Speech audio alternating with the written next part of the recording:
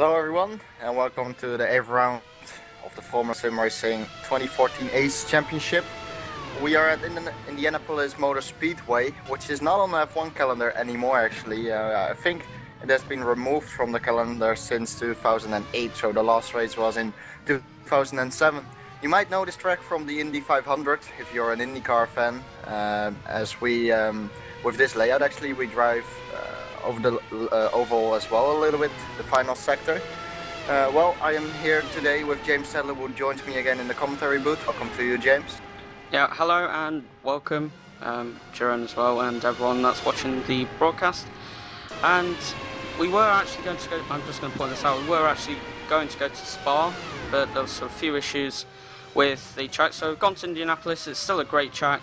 Like you said, it was last used in 2007 with Formula 1. But it could create some unexpected results, and drivers could do well here. You know, you have to achieve a high top speed to ensure that you don't get passed in the race. But I'm looking forward to it, and I hope everyone on the broadcast is as well.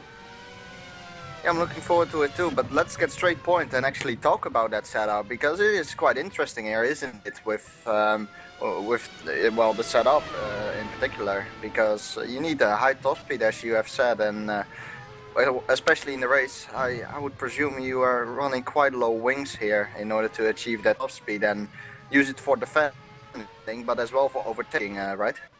Yeah, indeed, and you've got to get the right balance between speed and downforce, because if you have too much top speed, you'll end up being very slow in the middle part of the lap.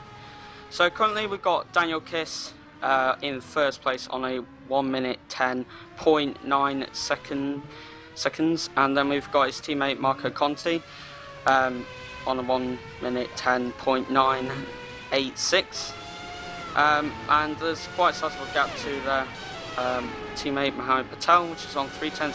So it really is showing that Twisters have got a really good setup and have really took the time to develop their setups, and they are looking really strong here. And Marco Conti's just gone a 10th faster, but definitely Twister could be on for a win here, and with the likes of Jury and Patrick Holzman with a back of the grid penalty, it's gonna mean that the Twister drivers have got a better chance to take the win here.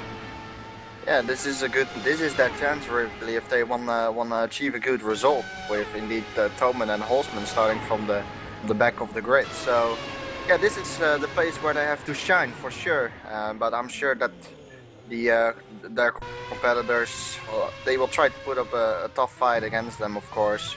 But yeah, as you have said, they are looking very strong here. Yeah, and we've also got Johnny Simon going well. He's only 3/10 behind Marco Conti, and also Alvaro Torres. I think he's been missing for the last couple of rounds, so it's nice to see him back driving for Netrex, and he's doing a solid job being P3 and only 2/10 off the Twisters. So perhaps we could be looking a Twister pole position, but it's whether they've got the race pace to go and take a win here. Yeah, and just clearing up, we are currently driving still in a practice session, I think, so this is not qualifying yet, so don't worry. In terms of pit stops here, what do you expect? I mean, we're running the super soft and soft compounds, which are obviously the two softest compounds. So do we see a lot of stops here then as well? I think it'll be a two-stop strategy here. You know, tyre wear isn't that high. You can certainly make 14 laps on the super softs, and then the soft tyres will last quite a long time. So I think a two-stop would be the fastest, but we'll have to see how tyre wear does. But this will be a good reference to all the World Championship teams and the Pro Series teams for tyre wear and how much ducts and what else with the setup to ensure that you can get the best possible position after when you've finished the race.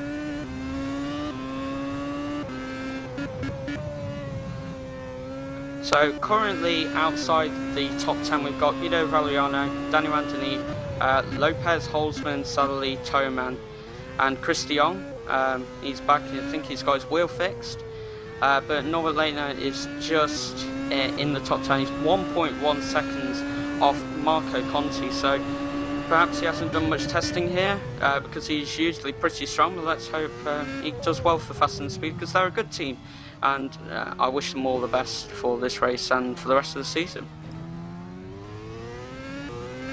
Yep, we have just heard that it's 2 minutes until Q1, and Chris de Jong then said make it 20 minutes, so you might have some issues actually, and also the drivers are being attended to pay attention to the track limits. It's easy sometimes here to at some sections to really go over the limit in terms of the track limits. On the back straight, I think it is, and entering the oval section as well.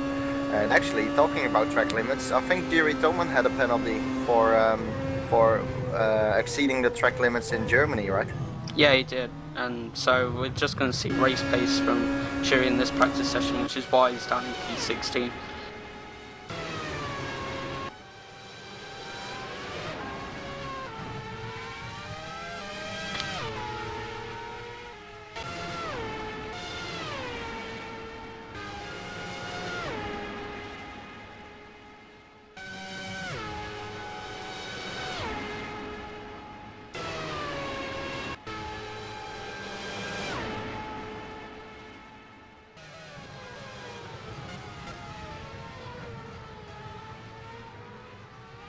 So we've only got 20 seconds in this practice session before we'll be moving to Q1, and then we'll actually be able to see who has got the pace here to go and do well here at Indianapolis, and who can get pole position, which will be that Q2, which will be in Q2.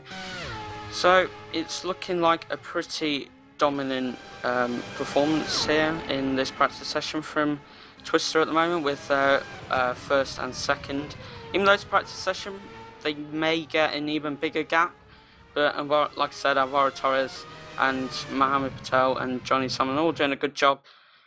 But as we now are heading into this qualifying session, so let's see what times we look at here at Indianapolis.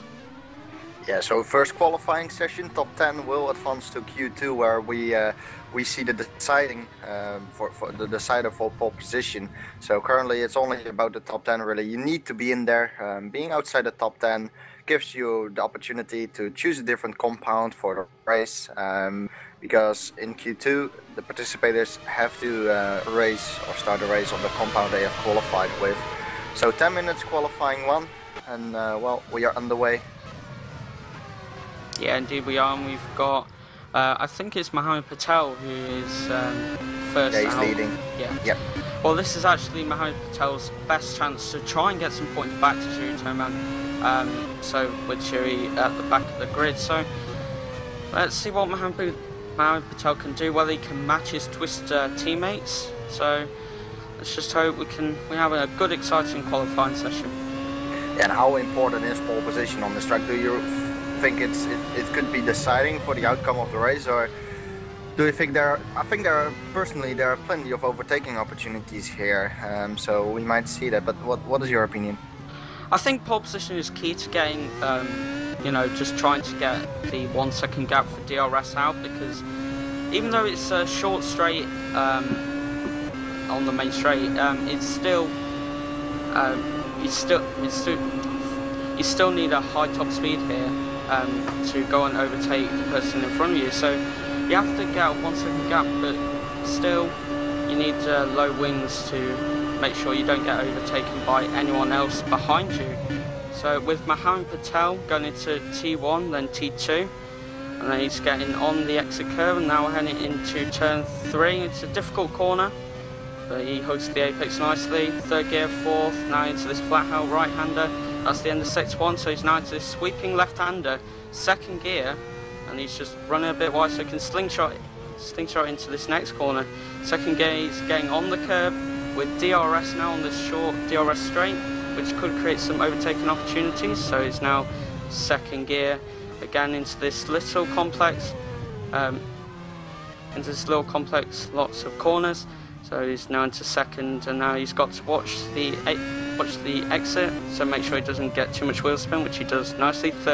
Second gear, third, and now he doesn't need to lift until he goes into turn 1 again, but he now has to wait for the line. Let's see what time Mohammed Patel can do for Twister Racing.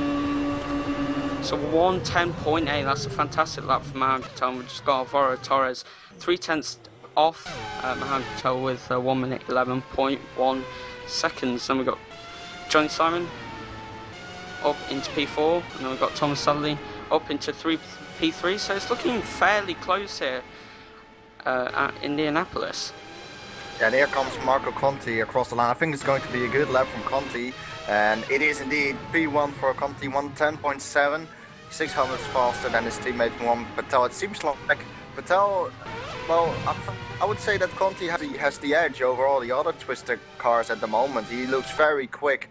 It is only by 600s, but it is a difference, of course, and that is why he's in first position right now. It's a good lap from Conti. Yeah, indeed it was, but if Mohammed Patel starts on the dirty side of the track, he may get jumped by Daniel Kiss. So he wants to make sure he tries to get pole position, and his other Twister teammates are on the dirty side of the track, so then he can get the best possible. He has the best possible chance to go and create more than a 1 second gap and try to win this feature race. So we've currently got Daniel Anthony in P10. He's doing a good job for Ground 7 Netrex, despite having little testing, because he's got a few issues with his internet, I believe. But this is your top 10 at the moment. So we've got Conti, Patel, Kiss, Torres, Sadler, Simon, Hodas, Leitner, Helmbro, and Daniel Anthony. And then just outside we've got Valeriano, Bida, De Jong, Mundy, Lopez, and then we've got Holzman and Shiri, who aren't participating in this qualifying session.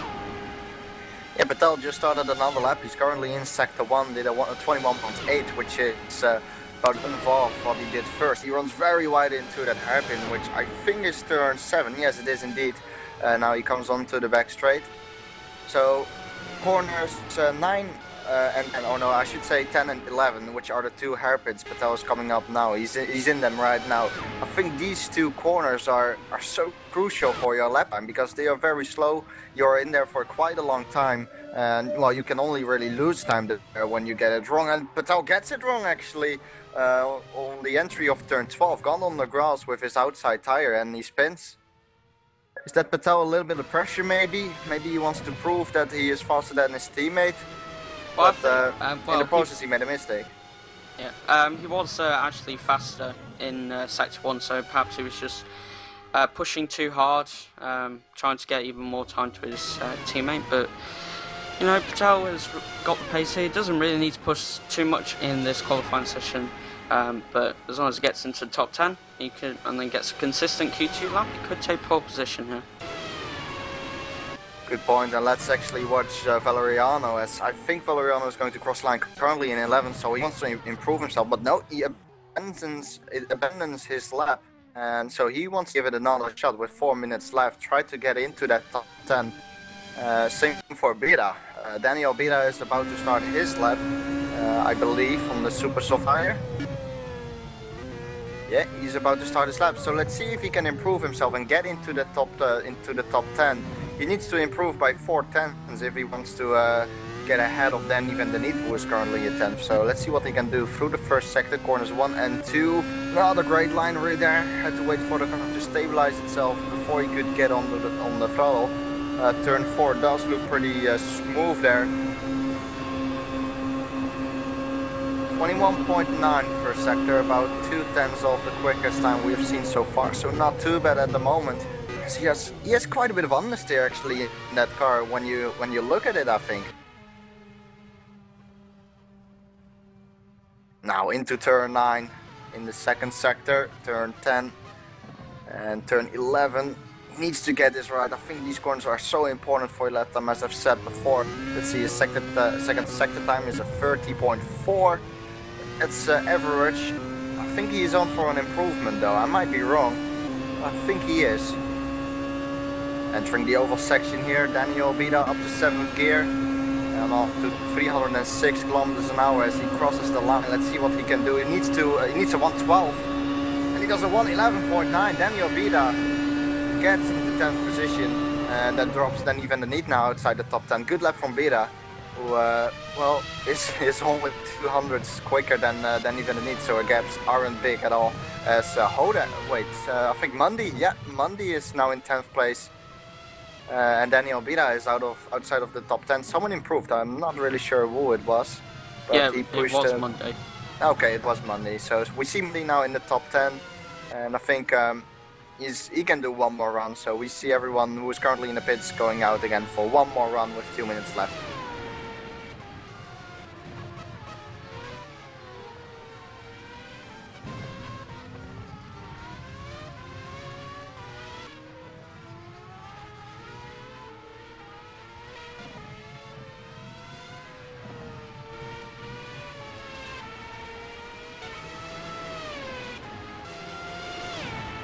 So now we see Danny van der Niet in 12th position starting his lap, and the first thing which I notice is that Danny van der Niet has quite a bit of top speed actually, 339 kilometers an hour as he breaks down for turn 1. I think that is much more than Daniel Bida, so I think there's a difference here between the setups, and Danny van der Niet definitely choosing the straight line speed, which might favor him in the race. And I think Bida is done.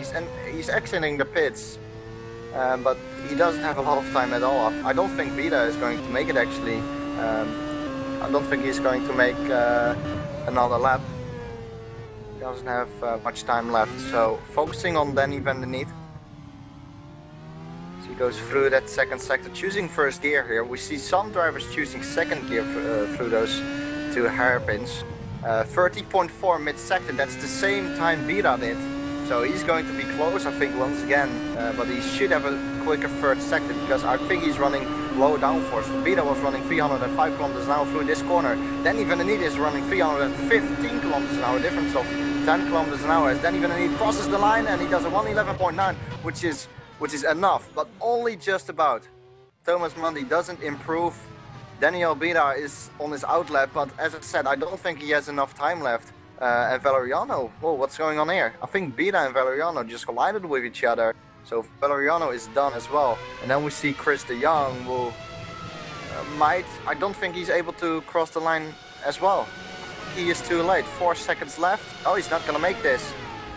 Chris de Jong is out, I think.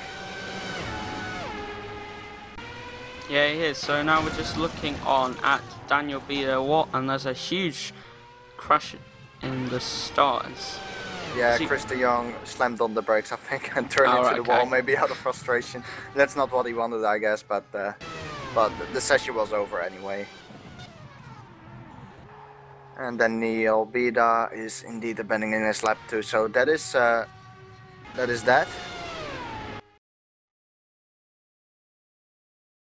And that is Q1 done. So entering Q2 now.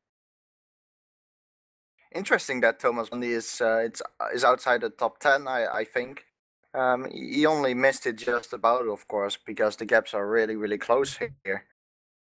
Yeah, it's still a shame for Thomas Mundy. Yeah, it's just really unfortunate for Thomas, but you know, he does generally have a strong race pace. He was unlucky in Hockenheim, but let's hope he can do better here. But this is your top 10. I'll be going into Q2 and just I think we're having the weekend restarted, so yeah, that's correct.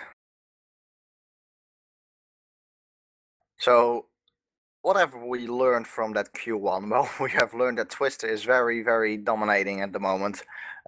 Twister first, second and third. The closest to them is Johnny Seaman in 4th.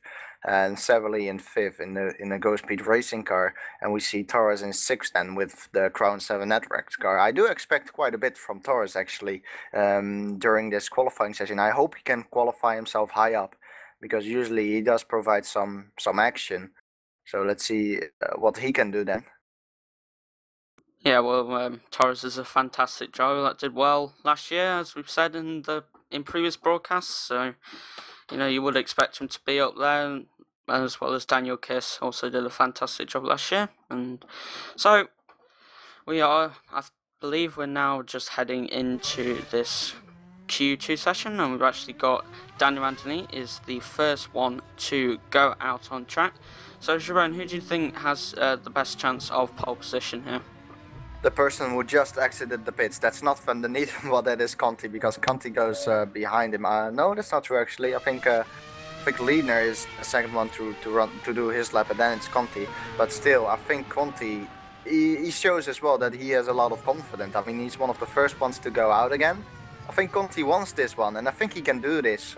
He has been quick, well, throughout every session so far, and I think he is going to take it actually. If he keeps his head cool, put in a good lap, I think he can take it. I think he has a lot of confidence as well. What do you think? Yeah, well, you've got a favourite, Marco Conti. He's doing a fantastic job in that qualifying session, but he has been doing a fantastic job all season for Twister. Like, he was unfortunate with the back of the grid penalty in Hockenheim, but he's now got one of the best chances to get pole position. Like you said, if he keeps his head cool and just performs a good lap, he can take pole position here. But got to look at Mohamed Patel and Daniel Kiss. If Conti slips up, one of them two could take pole position here. But it's all to play for in this qualifying session. It's not pole position isn't everything, but it just gives you the advantage over your competitors. But let's just see what Marco Conti can do here at Indianapolis. Yeah, Danny Van der Niet just started his lap coming through the first sector now. As he goes wide, yeah, he went a little bit too deep into turn 5, I think that is. And that definitely compromised the second time. 22.4, that's indeed not great, I think, from Danny Van der Niet. As he continues and finds himself now into sector 2. Entering turn 9, or on his way to turn 9. Once again a lock up on the inside. It's not looking really stable for Danny Van der Niet, and no indeed it isn't. Lots of oversteer on the entry of corner 10, the hairpin. Scruffy lap so far from Danny Van der Niet. Probably not happy with his car setup either. It doesn't look really that stable. 30.9 second sector. That is not that quick at all. We're looking at the 0.12. No, he pulls into the pits. Alright, Van der Niet pulls into the pits, and then it is, I think it was Liedner to complete his lap. So Liedner is now entering the final corner. Well, it's not really a corner, it's flat out basically, but still, he's going to do 1:11.8, and straight behind him is Conti. So here comes Conti, and he does a 1:10.8. Good lap from Conti, I think. Yeah, it was a great lap, just showing how consistent he is in that Twister Racing car. So let's just have a look and see. Yeah, next up is Kiss, I think, to complete his lap. Simon went second. I think Daniel Kiss is the first Twister car to complete his lap. Yeah, well, it was a fantastic job by Johnny Simon there. And so let's just have a look at Kiss. So he's now entering into turn 8, second gear, and then builds it up into turn 9, clips the apex nicely, and then into turn 10. See his second sector time, 29.8. That is quick as well, I think. I don't know what Conti did. I'm gonna have a look. 29.7. So Conti was the 10th quicker in the middle sector than Daniel Kiss. I still think Kiss is going to provide us with a good lap time, probably enough for second, if not pole position, if he has an awesome third sector. Here he comes. Oh, so close, only 100th down. And now it is Patel, the next Twister car, which is coming through the final corner. Let's see what he can do. Can he grab pole position? Probably not. No, 11.5 puts him up in 5th place. He probably won't be happy with that. But then again, he's starting on the clean side of the track, so he could jump Johnny Simon there. But let's just have a look at what Alvaro Torres is doing. So he's just going into turn 10. Going into second gear, then gets the power down nicely. Then he's now heading into turn 11.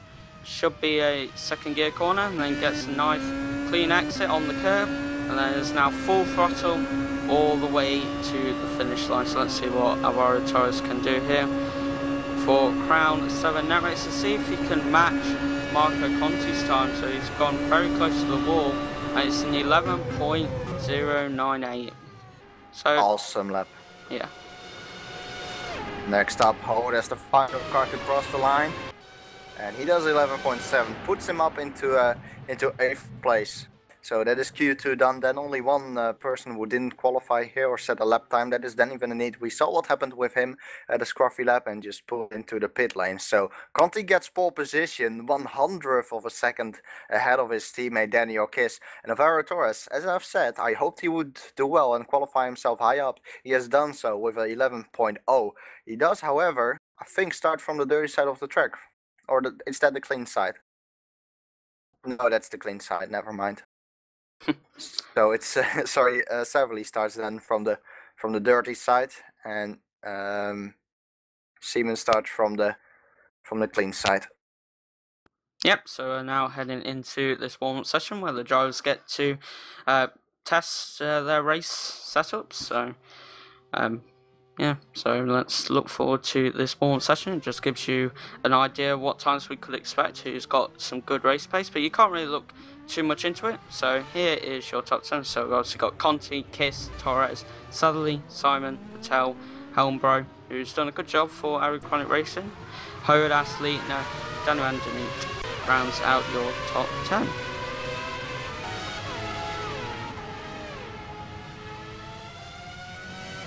Yeah, now we see as well Jeroen Toman and Patrick Holzman, who weren't allowed to qualify thanks to the back of the grid penalty. We see them running now as well with high fuel settings. So I'm looking forward to see what they can do in the race, especially. I mean, they should be sure, the two guys, to really look out for in terms of track position. I mean, they can make up so many positions because they start from the back and they have a good pace. So looking forward to that actually, and seeing them coming up through the field. Yeah, well, they're both fantastic drivers, so like you said, they should be able to come through the field if there's a crash ahead or whatever. Let's just hope they don't get involved in any incidents, because it would be really unfortunate for both the Precision and Go Speed driver. So it's looking like Twister have got the edge here over everyone else with Conti's fantastic lap. But Daniel Kiss as well, you know, that's 1-2 for Twister Racing, but Alvaro Torres could jump Daniel Kiss. So let's just see how this race pans out, and hopefully it gives us and the people watching this broadcast something to watch and enjoy.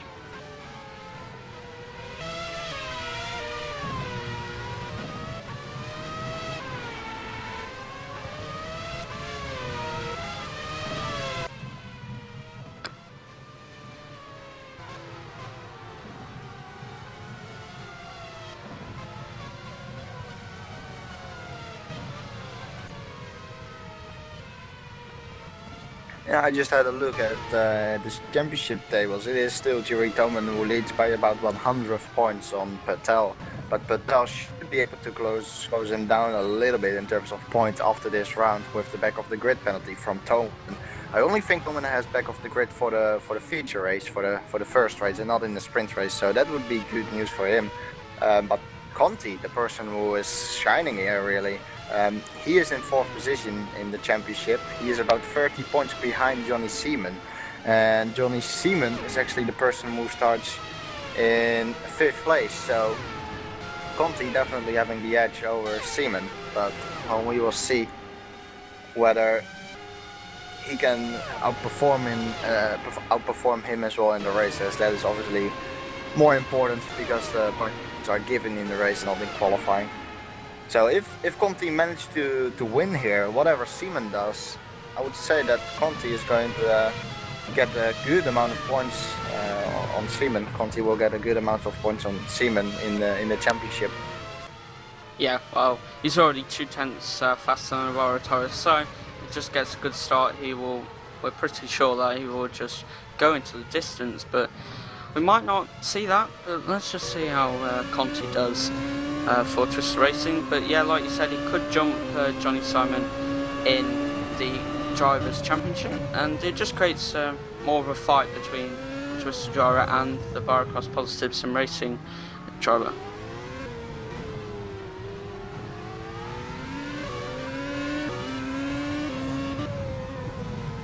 So let's actually talk a little bit about that start. I mean, corners 1 and 2 in particular, I mean, they are quite tight. It tightens up so much on the entry of corner 2. I hope that everyone keeps it clean, but I wouldn't be surprised, to be honest, if we see some kind of contact. I mean, it's a big braking zone as well. It's quite a long distance actually before the drivers reach the first corner, and they carry quite a bit of speed into there even after the start. So I have my fingers crossed that it will be clean, but it's going to be difficult, I think. I mean, that whole first sector is going to be quite tough to go side by side through there, especially at the start. You just need to keep your head cool and try to avoid everyone, but I think it's going to be difficult for the drivers. Yeah, I do as well. I completely agree with you, but let's just hope, like I said, for there not to be an accident. But these drivers are really good, so I'm pretty sure we won't see an accident. But like I said, it is pretty tight into turn 1 and 2. So, and also with not having the braking marker boards on the right hand side, and they're actually on the railings on the left, so maybe a bit difficult for the drivers to see them.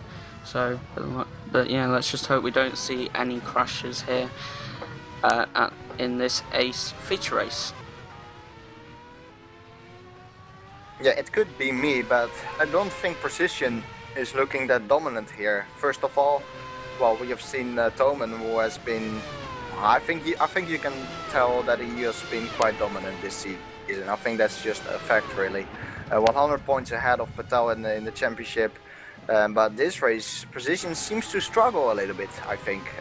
Hoda's in 10th currently, Toman in 9th, a second down on the quickest lap time so far. Of course, it's not all like, it's only a reference and it won't be precise, but still, it's a reference and they are a second down. That's a fact. So they don't look that comfortable and that strong, I think, over here. Do you agree? Well, I do agree in some parts, but Shuri did that time on the soft tyres, so that probably explains why it's a second down off his off the Twister racing car Marco Conti. But Twister aren't looking as strong as what Twister are this for this round in the Ace series, but we'll have to see what they do in the World Championship with Bono, Eva, Jack and Rob. So let's see if Precision can get some goods get some good times in the World Championship. But so far they're looking okay, but I'll expect Shuri to be up there since it's going on to the alternate strategy to everyone in front of him. That's the top 10.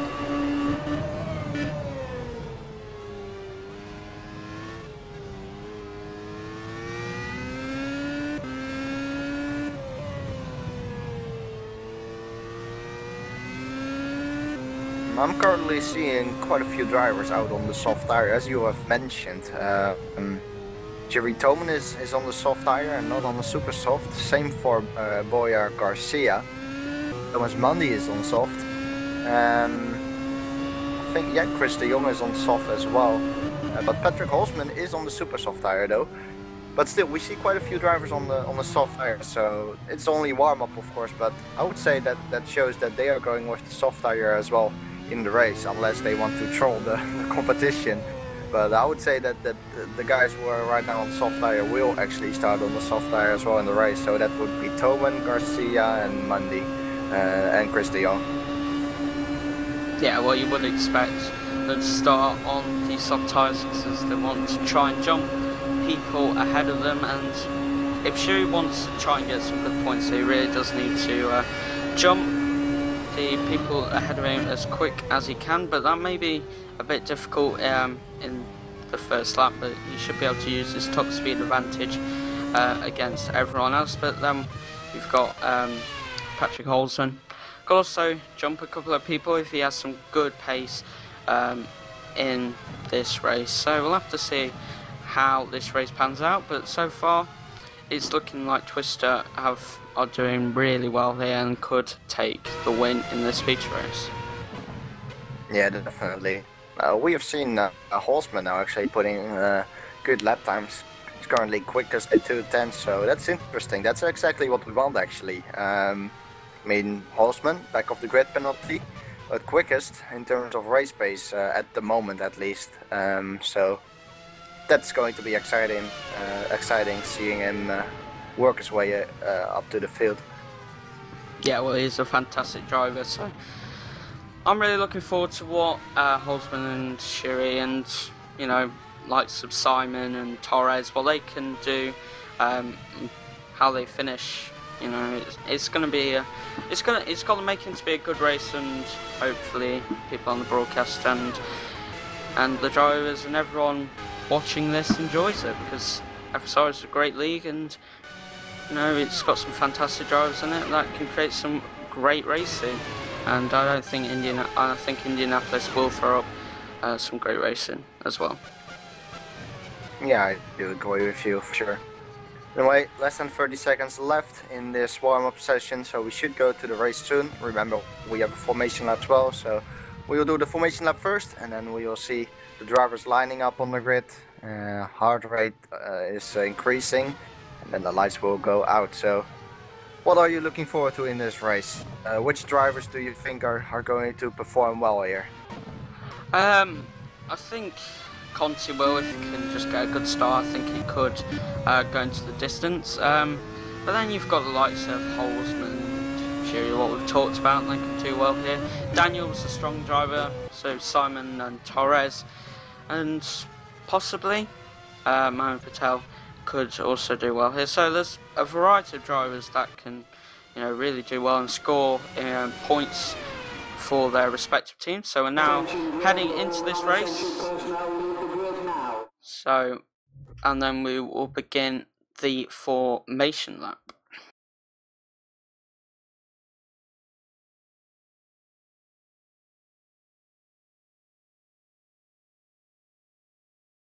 Indeed, so we see drivers now lining up. We see some cars appearing on the screen on the grid, and they are waiting to start the formation lap. 44 laps long this race, and of course the sprint race will be then 22 laps long, so 44 laps for the drivers. We're looking at the two-stop here probably. Do you think a one-stop is possible? I think you're really pushing it for a one-stop. It's going to be, you know, really difficult to hold the tyres for that long. So, especially since they're the softest compounds that we use in FSR. So, I think a one-stop would be really pushing it, and so I think the two-stop is the best way to go. So that sort of gives a guidance for the pro drivers that do the same distance as the ace drivers do in the feature race. Yeah, and we're having something weird here, because Torres is in 6th position while he is meant to be in 3rd. So something is wrong here, and I see Boyar Garcia as well suddenly at the back of the grid. I thought he qualified in like 12th position, so is there something wrong here? That might be. We'll have to see where he lines up on the grid, but at the moment, yeah, he has been P6. Perhaps that's a mistake by the ace director. So we'll have to see where he slots up, or whether he made a mistake, I don't know, or the game's changed something, I don't know. We'll have to see. But hopefully it does start in P3, because he deserves to do well here, does Torres. Oh yeah, for sure. So we'll just round Yeah, up. we are restarting, yeah. Yeah.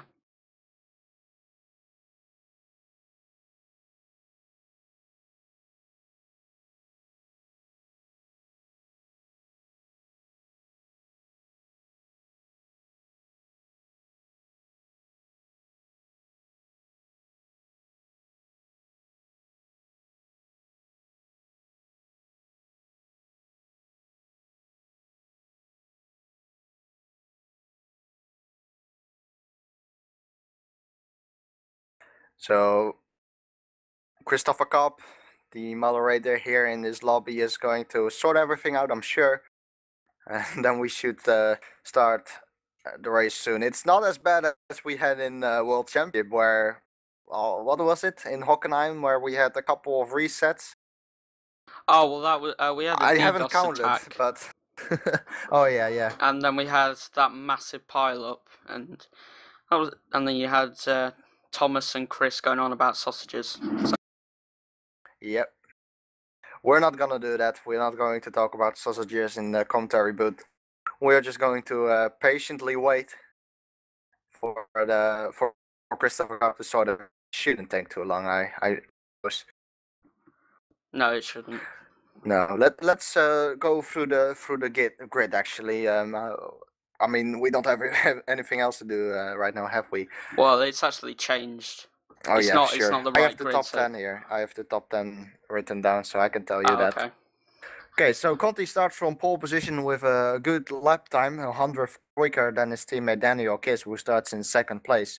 Alvaro Torres in third place for the Crown 7 Networks car. I'm looking forward to see what he can do, starting from the clean side. Thomas Savelli in fourth position for Go Speed Racing. Johnny Seaman in fifth position. Mohamed Patel, another Twister car, is sixth position. Peter Helmbro starts in seventh position. Martin Hodes, Precision Motorsports, start in eighth position. Norbert Liedner in ninth position. I would say that he considers that as a good qualifying, I think. And then Ivan de Niet starts in 10th position as he rounds up our top 10. So I think Thomas Mundy will be then in 11th. Beda will be in 12th, and I think I don't know. I forgot what's coming up next. But yeah, hopefully. But I think we are going to start this race in 20 seconds.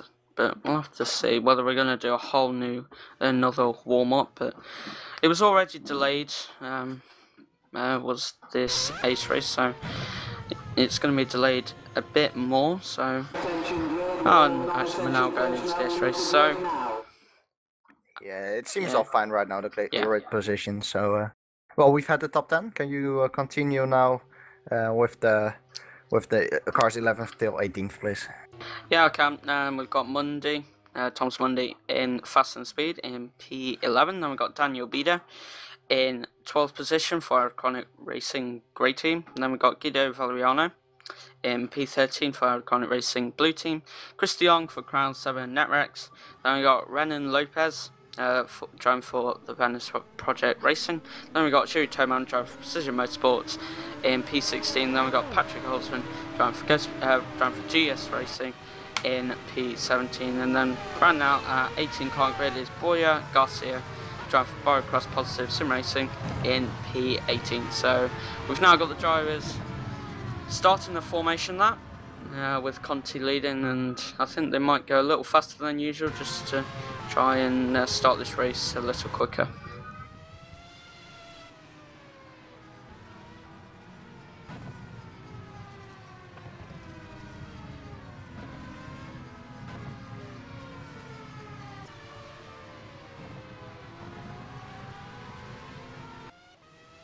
So Boya Garcia does indeed start from the back of the grid then.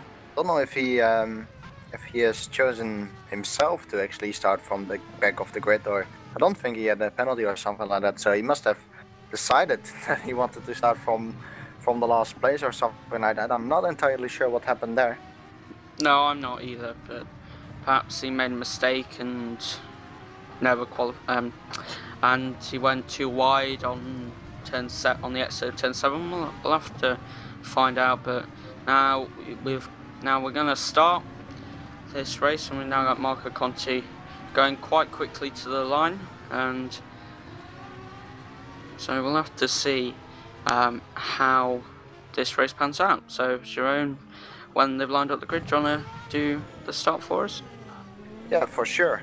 We see the top 4 lining up on the grid. They really wanted to get on with it because there was quite a big gap to Johnny Seaman, but here's Johnny Seaman starting from 5th position, lining himself up as well. And well, we see more people off the grid, or coming onto the grid, I should say.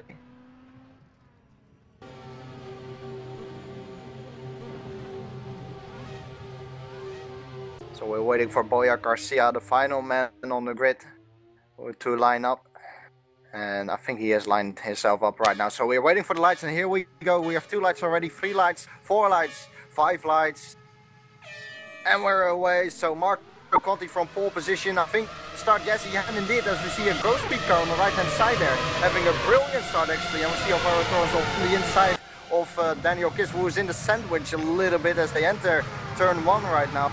So far, so good, I think. Yeah, so far, so good, I think. Marco Conti still leads Daniel Kiss, who managed to squeeze himself through there. So good start from Daniel Kiss, and good start from Savely as well. Good start from Patel as well, who gained the place there. So he's up to P5. Yeah, we've actually got Daniel Bieder went off the track. I believe he got took out, or he may have just lost. I think he just lost traction. That's unfortunate for Bieder. Good stuff from Marco Conti, already having a 7/10 gap to Daniel Kiss, but I presume he wants to open up that gap until he's over a second clear of Daniel Kiss, because then obviously he's not in DRS range. But Kiss, meanwhile, will have the slipstream advantage down that oval section, which could be quite a big advantage actually. Navarro Torres already losing the twister cars actually, and Thomas Savely following him quite closely, about half a second back he is. But again, he has the slipstream advantage. So the first lap is completed, entering lap 2 right now. Yeah, we've just got Jeroen going past Rene Lopez, and that top speed of the Precision Motorsports car just swept by the Venice Project Racing car, and then now he's got Patrick Holzman right behind him, and Patrick really does need to clear Lopez in order to get the most points for GS Racing. Yeah, 323 kilometers an hour was the speed of Jerry Tolan when he slowed down for turn 1, but he's obviously on soft tire, as we see Chris de Jong struggling on the soft tire actually, and he has Jerry Tolan right now quite close behind him. Chris de Jong went wide into the hairpin in turn 7, managed just to keep his position, however, so that is good news for him of course. Jerry Toman is putting the pressure on him for sure. He's well, quite close behind him, almost in his gearbox. And Chris de Jong taking a different line from Toman there, as it seemed like Toman's line was much better. And Toman himself lining himself up now for a pass on Chris de Jong. So here he comes. This will be a test for the top speed for the precision car, as he is definitely within slipstream. And here he comes, slipstreaming Chris de Jong. Chris de Jong defends the inside. Now Jerry Toman needs to go around the outside. He brakes quite late. Is he going to go around the outside? No, he doesn't go around the outside.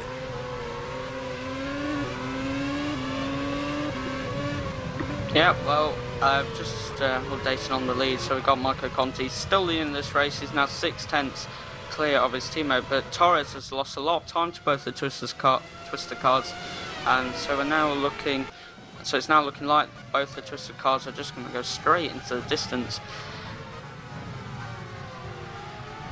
Yeah, and Sadler's right behind Alvaro Torres, so whether he has the top speed to go and take the Crown 7 Netreds, we'll have to see. So he's now going through turn 11, I believe, yeah. And then now full throttle, and he's going to get the slipstream of the Crown 7 Netreds car, so whether he's got enough top speed to take the Crown 7 Netreds car of Alvaro Torres. No DRS yet, now we have DRS after this lap. Whoa, the twister car is very, very quick in terms of top speed, and then comes Patel down the inside of Thomas Savely. I think there's some lag. What is going on? Yeah, there's some lag here, definitely. We saw Patel there, inside Savely's car, definitely some lag indeed over there. Hodas goes off, Hodas is off. Hodas finds himself in the gravel, and did he retire? What is going on with Hodas? He is lagging quite a bit on my screen as well. Oh, that was weird. I think Hodas might have sent. I think Hodas was sent back to his desktop or something like that. He went straight on. Yeah, well, it's like he didn't even brake going into that corner. So, did he brake or not? He only braked ever so slightly. So, perhaps it is that he went straight to his desktop, and if it is, then that's really unfortunate for the Precision Motorsports driver. But now Jeroen is up to P12. He's doing a fantastic job, and so is Holzman, and he's in 14th. Holzman is going to attack here, I think. Holzman will attack Chris de Jong here for sure. Holzman reaching 335 kilometers an hour. Chris de Jong goes defensive on the inside. Holzman has to go around the outside. He brakes very late actually. He will now have the side for turn 2. But he went too wide and made contact. He makes contact with Chris de Jong. Both drivers are able to resume. I think I saw any front end wing end plates falling off there. So they should be good. As Chris de Jong goes wide, and that is Holzman through, I think. Yeah, Holzman goes through now where Chris de Jong went wide. And ooh, Chris de Jong, is there something wrong with his car? He's losing another position. Oh, this is very weird judge actually. I think there's something wrong with Chris de Jong's car. Yeah, definitely. Oh, he spins! And he takes Bida with him. Disaster for Daniel Bida, who has lost his front wing after Chris de Jong couldn't keep his car under control. It simply looked like that. I think Chris de Jong made contact with Holzman and thanks to that had some suspension damage or something like that. We need to carry on, yeah? Yeah, well, I think de Jong must have a problem with his steering wheel because he wouldn't normally weave about that much, and I think he must have a problem with his wheel. So yeah, just to update you on the lead, we've still got Conti in first place. He's now out of DRS range, and we've also got Bida retired, and Daniel Kiss is 1.4 seconds away from his teammate, but then Torres is 4.2 seconds behind Daniel Kiss, I believe. But so far, this is exactly what we expected, and Chris de Jong's also retired. Yeah, and same for Daniel Bida. Bida retired too, pretty much the victim there. Shame for Bida, shame for de Jong as well, having to retire. They didn't look that great at all before the race even started, and now in the race he had to retire. So Conti is quick, however, 1.5 seconds clear of Daniel Kiss, so Daniel Kiss not within the RS range. Meanwhile, we do have quite a good battle for the podium here, as we see Alvaro Torres in that third position, and Patel having a great top speed actually, much higher top speed than the Ghost Speed car, I think.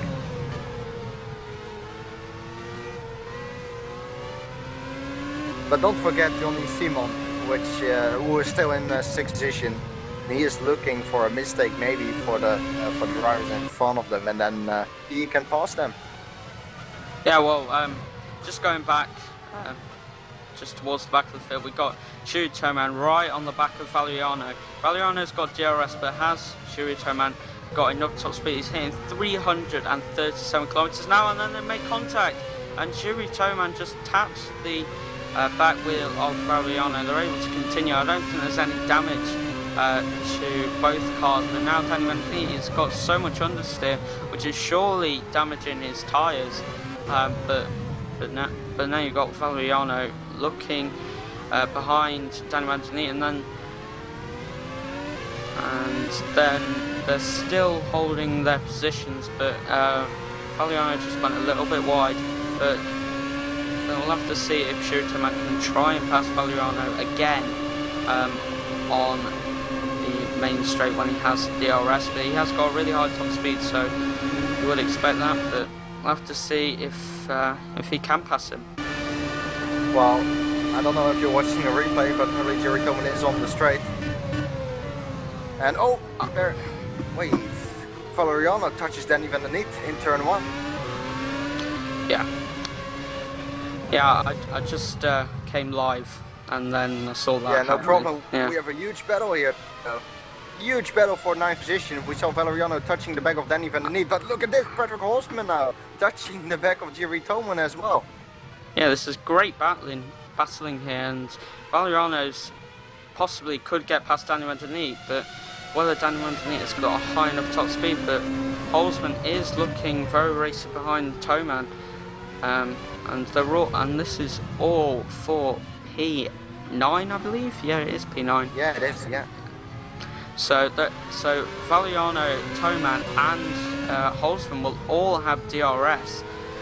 So let's just see what happens here. So last time around, it looked like Toman had the highest top speed out of these 4 cars. So let's same time, Valeriano has DRS, which neutralizes the effect, which Toman has, although Toman is having a great tow right now. And he is on the inside of Valeriano. Valeriano didn't defend the inside. It comes down to braking latest, and Valeriano, what a great move from Valeriano. That plays around the outside. He braked so late. He was exactly on the limit. As Valeriano goes wide now, though, that's gonna give Toman another opportunity as he sticks his nose down the inside. Now Valeriano leaves no space there for him to go through. So Valeriano just closing the door, and now Holzman having a look on Toman. What a great battle we see here. Yeah, now we've got DRS. I don't think it's going to be that effective, but just now we've got Holzman just looking on the inside of Toman. It's wise to not attempt to dive bomb down the inside of Toman. And now we're going into lap 10. We're currently on lap 9, and we're again. Sorry to interrupt you. Patel is going to overtake Sadler probably for 4th position. I'm sorry to interrupt you, but Patel having DRS, need to focus on the top out as well. Here comes Patel down the inside, and oh, more lag. However, I can explain why there is so much lag while Patel has done the move. Sadler is from New Zealand, which means he has higher ping. Yeah, indeed, and oh, Sadler spins. Sadler spun into the hairpin, turn 7, and he spins again, trying to rejoin the track. Disaster for Sadler. He finds himself now into P8. Is he going to drop any further? Probably not. He's rejoining the track right in front of that huge battle, but we see no change of positions after that straight. So Sadler right now in 8th position. That is not good news for him. Good news for Patel, however, who is now in 4th place and trying to attack Alvaro Torres probably, as he will have DRS on him. And Twist has a good top speed, so he does look slightly too far back right now, but never say never, because that car is very quick in a straight line. yeah, so we've now got Shuri, Toman, Valeriano and Holzman all with DRS. So let's see if Shuri can try and get past Valeriano, but so here we go. So Shuri Toman has got a good toe and he's now got DRS, so can he finally pass Valeriano? See how late he brakes. And Valeriano is just locked up, and I believe he's just come across and hit Toman. That's so unfortunate for the Precision Motorsports driver. And now Holzman's managed to get past because of that incident, and now he should be able to go and catch up Danny Vandeny. So let's see if Holzman has got the pace, but Sadler isn't creating that much of a gap away from Danny Vandeny. So perhaps Vandeny's race pace is stronger than what his qualifying pace was, but Danny Vandeny is doing a fantastic job. To say that he's had very little testing and is in P8, so whether Holzman can use the DRS advantage and try and get past Danny Vandeny. I think Vandeny is too far away from Thomas Sadler, so we're now on board with Holzman. So let's see. Oh, and Holzman's going for the undercut, and he's now gone into the pit. So he's now pitted on lap 11. Yeah, look at Patel attacking Alvaro Torres. What a great battle for the podium position, actually. As Holzman indeed went to the pits. Seaman actually went into the pits as well previous lap, so he wasn't the first one to pit. But we see the super soft guy starting to pit about now as Patel tries to put the power down, which he does. So I think he picks up the RS onto this straight. Yes, he does indeed. So trying to close the gap a little bit more as he brakes very, very late. I was so on the limit. Wow, I'm impressed. Great braking from Patel. I thought he was going just straight on, but somehow he braked so late, and now he finds himself all over the back of Alvaro. Tries to put the power down, which is very hard though, in the dirty air. And let's see, is one of them going to pit? Yeah, Patel's going to be in the pits now. He's got the pit light on his car, so now let's release this Torres. Holzman went on the super soft, and Simon went on the soft. So those guys are running a different strategy. Yeah. So Patel now on the soft tyres, so let's see where he's going to come out. He has to get ahead of this battle now, but unfortunately, now Valeriano is caught up to the Crown 7 Network car, so you would expect Patel just to easily pass them since he's on the fresher tyres. So, yeah, well, I'm pretty sure Toman will be annoyed about the incident, but he's got the pace to go and catch up to the rest of them, and he's a fantastic driver. So let's see how he does, and if he keeps his cool, he might be able to get at most P6. I think that's fair to say, if he just has some great race pace, and so we'll have to see. So as long as he gets into the top 8, then he will be able to get first position in the sprint race and try and hold that position, try and get some much needed points. Both Twister cars are into the pits as well now. Kiss going for the soft tire, and Conti as well.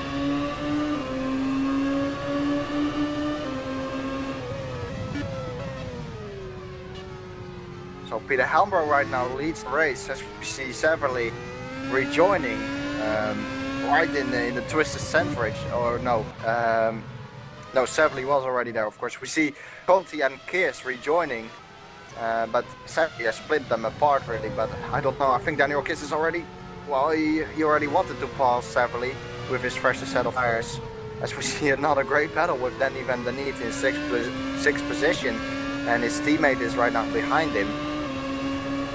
Another 4-car battle here. Oh, and Navarro Torres. And Danny Van Der Niet losing 2 positions there. And oh, Valeriano on the inside. Leave space, guys, leave space. And now Chris de Jong, or Danny Van Der Niet, sorry, again goes on the inside for the 2 hairpins, saying, no mate, you're not gonna have me this easily. And Valeriano has to give up on that position now. And does Valeriano slow down? Does he have an issue? Don't think he has. No, he still keeps on going. Meanwhile, Johnny Seaman on the inside already of the Navarro Torres as they are in the oval section.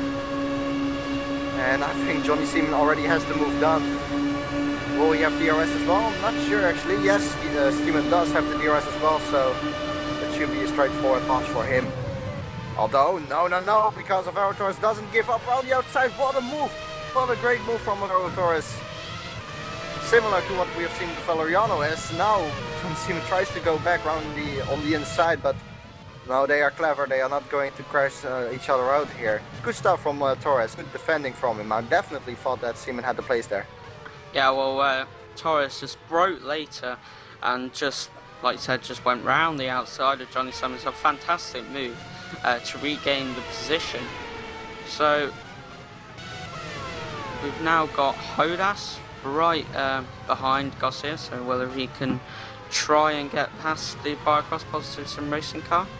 There are so many battles going on around the track. It's certainly creating some great racing since the times are so close together. So definitely it's looking like a great race from all the drivers here. I've actually just an update on Monday. He's actually retired because of suspension damage. So I'll just look into why he's retired. Okay, I will commentate on the battle which we see for 11th place. We see Boyer Garcia in 11th place and Hodes in 12th, who is already on the inside, and they are going to make it 3 wide down the start finish straight. Amazing!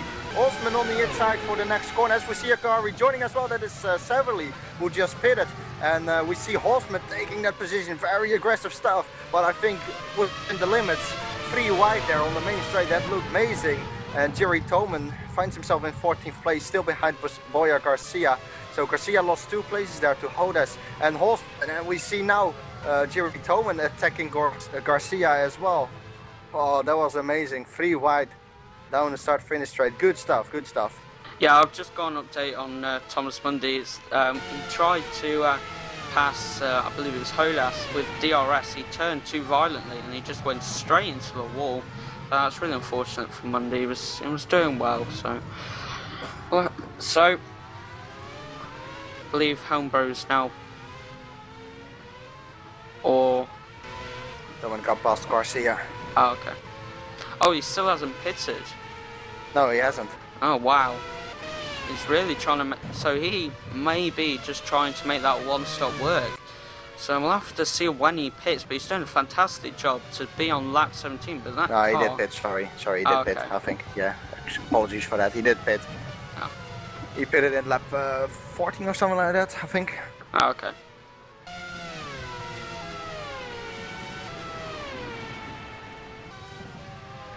So, starting to settle down a little bit more. As you have said, we have had a lot of battles everywhere on the track, pretty much, except for the lead.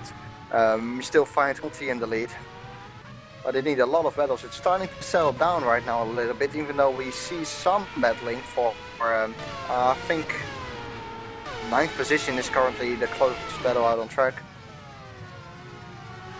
With Van der Niet and Patrick Holzman. Holzman is currently looking very strong again on those super soft tires. He fitted those super soft tires on lap 11.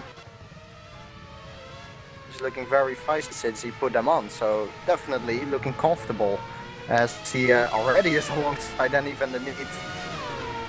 And Danny Van der Niet probably pits. I think so. Yeah, Danny Van der Niet into the pit, so that's a straightforward pass for Patrick Holzman, who finds himself now in the points in P9.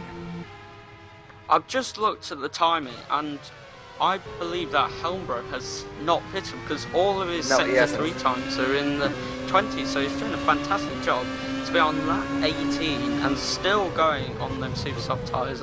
That's a great job for the Abercrombie Racing driver. So see how many more laps he can do, but so far he's doing a fantastic job to be in P2, but now he's got Daniel Kiss right behind him, so let's see what he can do with DRS. You would expect with Daniel Kiss just to... So you would, like I was saying, you'd just expect Daniel Kiss to go straight past him, so he's now going to have DRS. He's hitting 334 kilometers an hour, and that's a straightforward pass. So now Daniel Kiss up to P2, and he's got a 4.1 second gap away from his teammates. So I'll have to see if Daniel Kiss can catch up. Otherwise, Conti's just going to, like I said, just drive straight into the sunset, basically. Yeah, good point. 4.2 seconds. That's a lot. So Conti currently, I think, a pretty flawless race from him. Doing a good job, definitely. As well, we have said that it settled down, and indeed, it settled down out on track. Not having a lot of battles out on track. I think everyone is just settling down right now into their pace, their flow.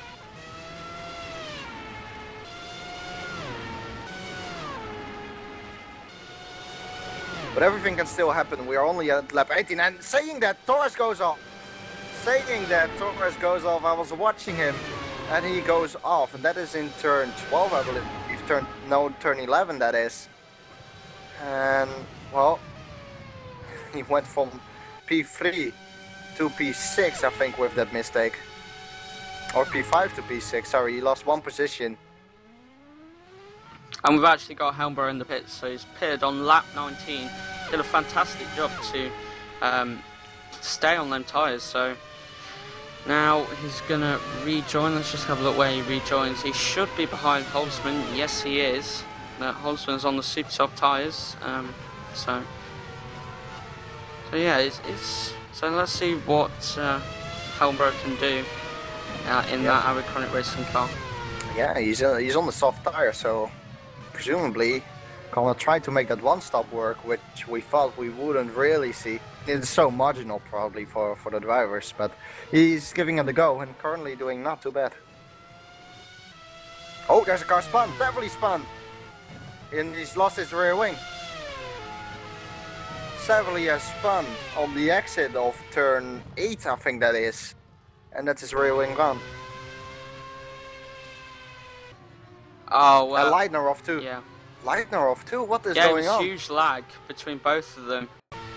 Leitner was in front of Sadler, and then they just came together.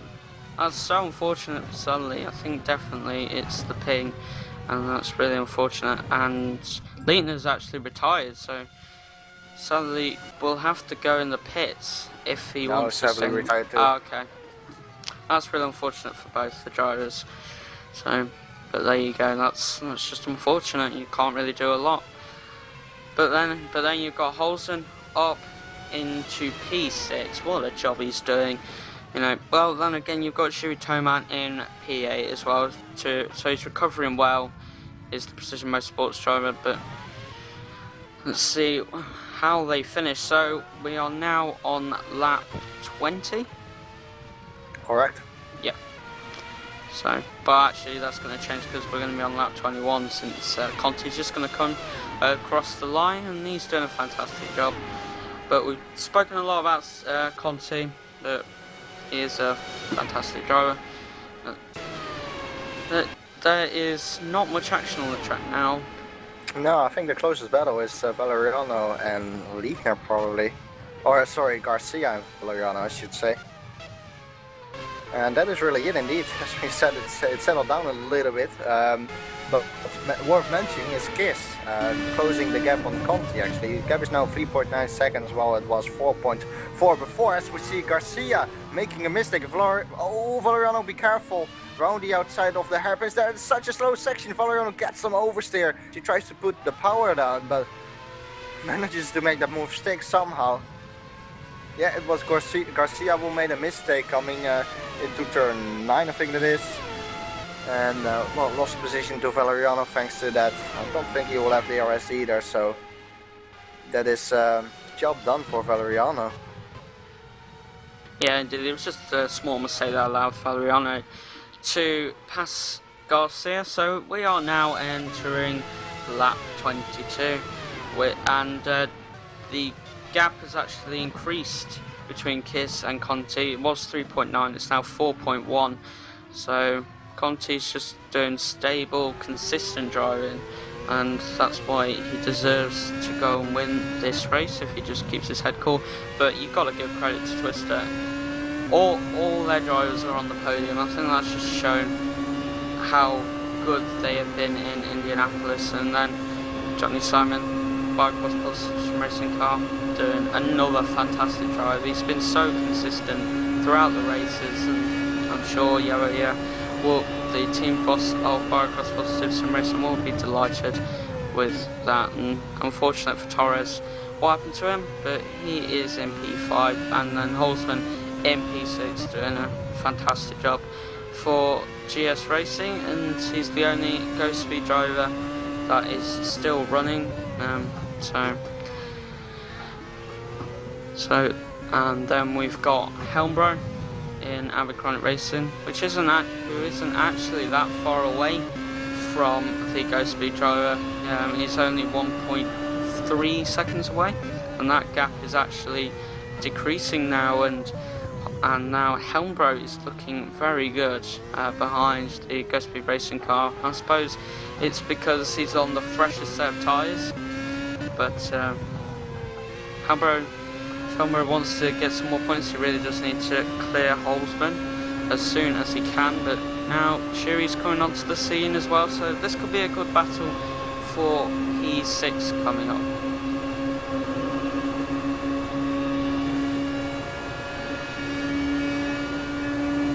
So Patrick Holzman hits 322 kilometers an hour, Peter Helmbro 330 with DRS. A speed difference of 8 kilometers an hour, which is not that much, even though, or even with DRS. So, is there something happening with Danny van der Niet? No, I thought so. His timing didn't really work, probably, but now it does again. So, Danny van der Niet still in 9th position.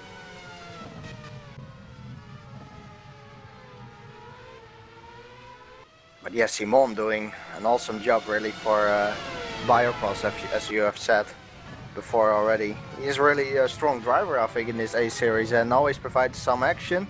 It's always good fun to watch him. And Peter Helmbro once again finds himself so close behind Holzman. If Peter Helmbro doesn't make a mistake on the exit of the next turn, which he is in now, he might take him, but Holzman, well, I think he was somewhat drifting through that corner more or less. But yet he managed to put the power down really well actually. So I still think there's too much of a gap for Helmbro to do something about it right now and overtake him. Indeed, so Peter Helmbro still behind him. But Peter Helmbro seems to be quick in especially the second sector. He seems to close Holzman down the whole time, but at the same time he falls back again. And once again, Helmbro just quicker than Holzman for sure in the first sector, as the gap is visually closer. So Helmbro, of course, on the newer tires probably favors him. But if Helmbro wants to keep his one stop going, he wants to pass Holzman quite quickly, I would say here, because the longer he is in the dirty air, the more understeer he will get on Holzman or Helmbro. Oh, worked very late. Now Toman is going down the inside for the hairpin section. 2 hairpins and Toman gets the move done. Wow. I think Helmbro just braked late and Holzman braked early, and it surprised Helmbro quite a bit. I think Helmbro could have made that corner actually fairly easy, but I think Holzman just braked quite early as well, so Helmbro had to take it in the boarding action, and Holzman pits now, lap 24. Yeah, well, Shuri got incredibly lucky there that he didn't end up going into the side of Peter Helmbro, but that was but Shuri deserves some luck. He hasn't had the best of races because of the back of the grid and then having that contact, but he's doing very good for to say where he was on the grid. So now he just needs to try and catch up Torres, but that is a 21-second gap, I believe, or 20. I believe it's 25. Sorry, don't know where I got 21 from, but there you go. It's 15 seconds, yeah, nothing. What? 16 probably. Right. 33 minus 18. Yeah, well, that's what happens when you don't have. That's what happens when you don't go to school for 6 weeks. It's fine. Johnny Seaman finds himself now in the pits. Lap 25. He was on the soft tire before. Will he go on the soft tire again? Yes, he does so. So Johnny Seaman again exiting the pits now.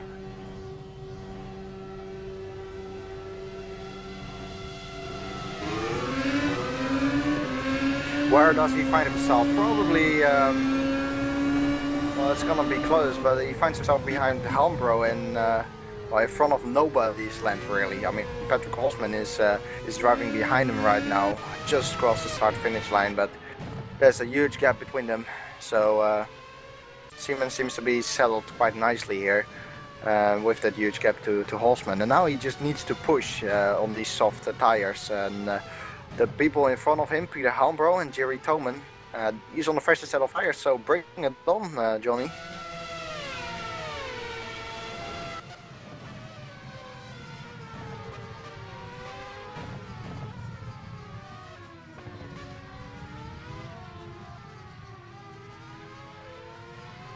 I'm surprised by Peter Helmbro, who sticks with Toman quite nicely actually. I think he will have DRS once more. So Helmbro is doing a good job not letting Toman pull away from him after he had to take avoiding action. And Toman in the pits now. From P5 he pits. Yeah. This should be his final pit stop. Oh, sorry, I got so scared there. Toman gave a lot of throttle and almost spun into a pit box, into the garage. Oh, that was great car control from Sherry, but now let's just see where Holzman comes out. So he's actually ahead of the Precision Motorsports driver, I believe. Yes, he is. Yep. I haven't said behind that. Toman, yeah. Toman isn't that far away. No, he isn't. And also he's on the super soft tyres, but that means that Chewy's got to try and make them super soft tyres last, but... Oh, okay. Conti Pits goes on the super soft tire. We saw Lopez avoiding Conti pretty much while Conti was in his grid slot. Lopez in the pits as well. And Conti on the super soft tire now, so he's gonna make them last probably as well.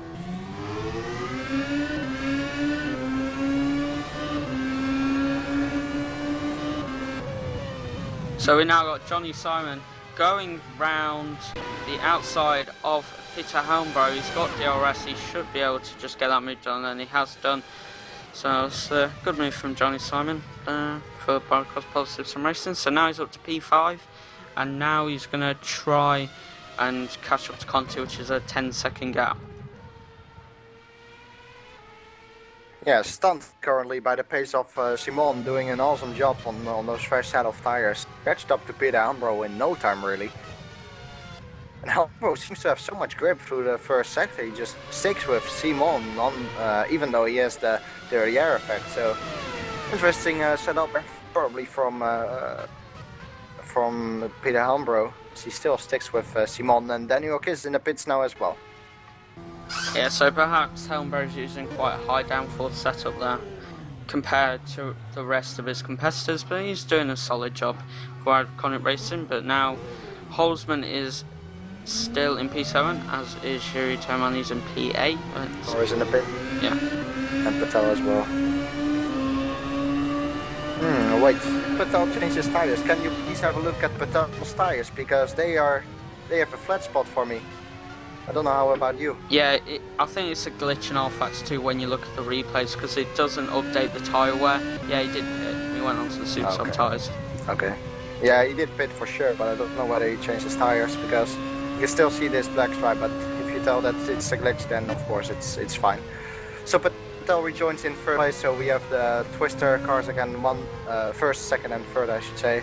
And there's Lopez in front of Patel, but Lopez is a lapped car, so he moves over nicely there. Good stuff from Lopez, letting Patel through.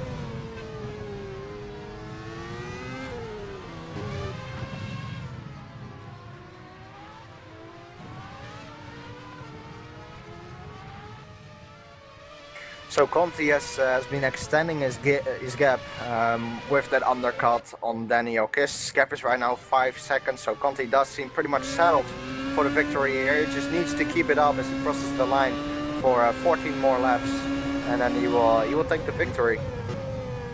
Just needs to keep it up as I have said. And Patel, I'm sure he wants to put in a couple of good laps right now. Try to catch up to Kiss and perhaps overtake him, as it will be important for Patel's championship. Yeah, indeed it will. And we've just got Martin Hodas right on the back of Daniel Andaniti. Nearly overtook him in sector 2, so Hodas will have DRS, and let's see what he can do. So here we go. So Hodas is going to have DRS, so he's right back. He's right behind. Sorry, he's right behind the NetRex car. So here we go, so he's using DRS now. Can he rate later and get the move done? I believe he can, and that's good driving from both of them to run out of each other. Yeah, very good driving, I agree with you. Good stuff from them, both leaving space. And that is how fair racing should be, so good job from both of them. And Martin Hodes jumps a place for Precision Motorsports. Yeah, well, Daniel Andaniti has only made one stop, I believe, and so is Valeriano, so them two are going to have to pit soon. But see how much longer Helmbro can go on them soft tyres for.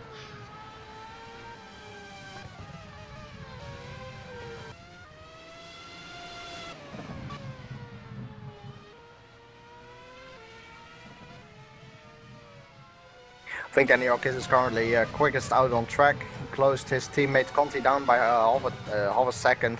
So yeah, he's definitely quick, but I don't expect Conti to really respond right now. I mean, the gap is still 4.5 seconds. Maybe once it gets down to 1.5 seconds, Conti will start to pay a little bit more attention to it and start to push a little bit more and respond to it. Conti just needs to keep it up. I mean, Daniel Kiss is definitely using more tire life than Conti probably, as he's trying to close him down. So Conti just needs to keep his head cool. I'm sure he knows this himself, and the victory will be his. Meanwhile, Patel is also putting him some quick sector times, pretty much keeping up with Kiss.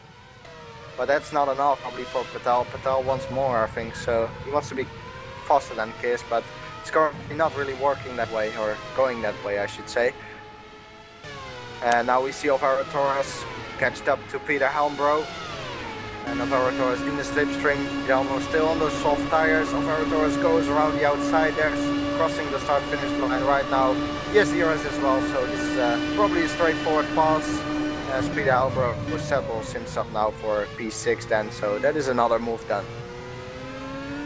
Yep, simple, and with Torres's 338 km an hour, it's just an easy pass down the outside of Helmbro. So, but with Helmbro using a more higher downforce setup, it means that his tyres aren't getting destroyed as much as what others are. So, that could explain why he's managed to do so many laps on them super soft tyres, and possibly could end up finishing the race on these soft tyres. And we've actually got Conti in the pit lane. Sorry. Oh really? Yeah, he had his pit light on a lap earlier, and I thought that was just a mistake. But it turns out that Conti's going in the pits again. I don't know what that's for. Is that a penalty? Very, I think that could be a penalty. Yeah. Stop and go. Yeah, stop and go penalty for Conti. Interesting. I'm gonna figure out why that is. So that has now opened up the door for Daniel Kiss to go and try and take the win. So whether there's going to be any twisted team orders to let Tell through, I don't know. We'll have to see. But we don't really want to see team orders. We want to see some proper racing and some battles between the drivers, like what Lewis Hamilton and Nico Rosberg have been doing. So let's hope that they don't issue team orders, because that will really destroy the prospect of having a good battle. I'm still figuring out why Conti has a stop-go penalty. Actually, the Chris Hobb says that there wasn't a penalty. I think Conti just got the penalty automatically from the game, and then he went in for the stop-go penalty. Very, very weird. Yeah, perhaps we'll find out later why he had a penalty. Yeah, it must be a penalty. I mean, he went into the pit lane in lap 27 already, so it must be a penalty for sure. Yeah, and also he was in there longer than the usual 3.5 seconds to have a pit stop. Yeah, good point. But let's just update you guys on the broadcast with the top 10. So we've got Daniel Kiss driving for Twister Racing in first place, then Mohammed Patel in second. Third is John Simon doing a fantastic job, as well the Twister drivers in third place for Barcross Positive Sim Racing.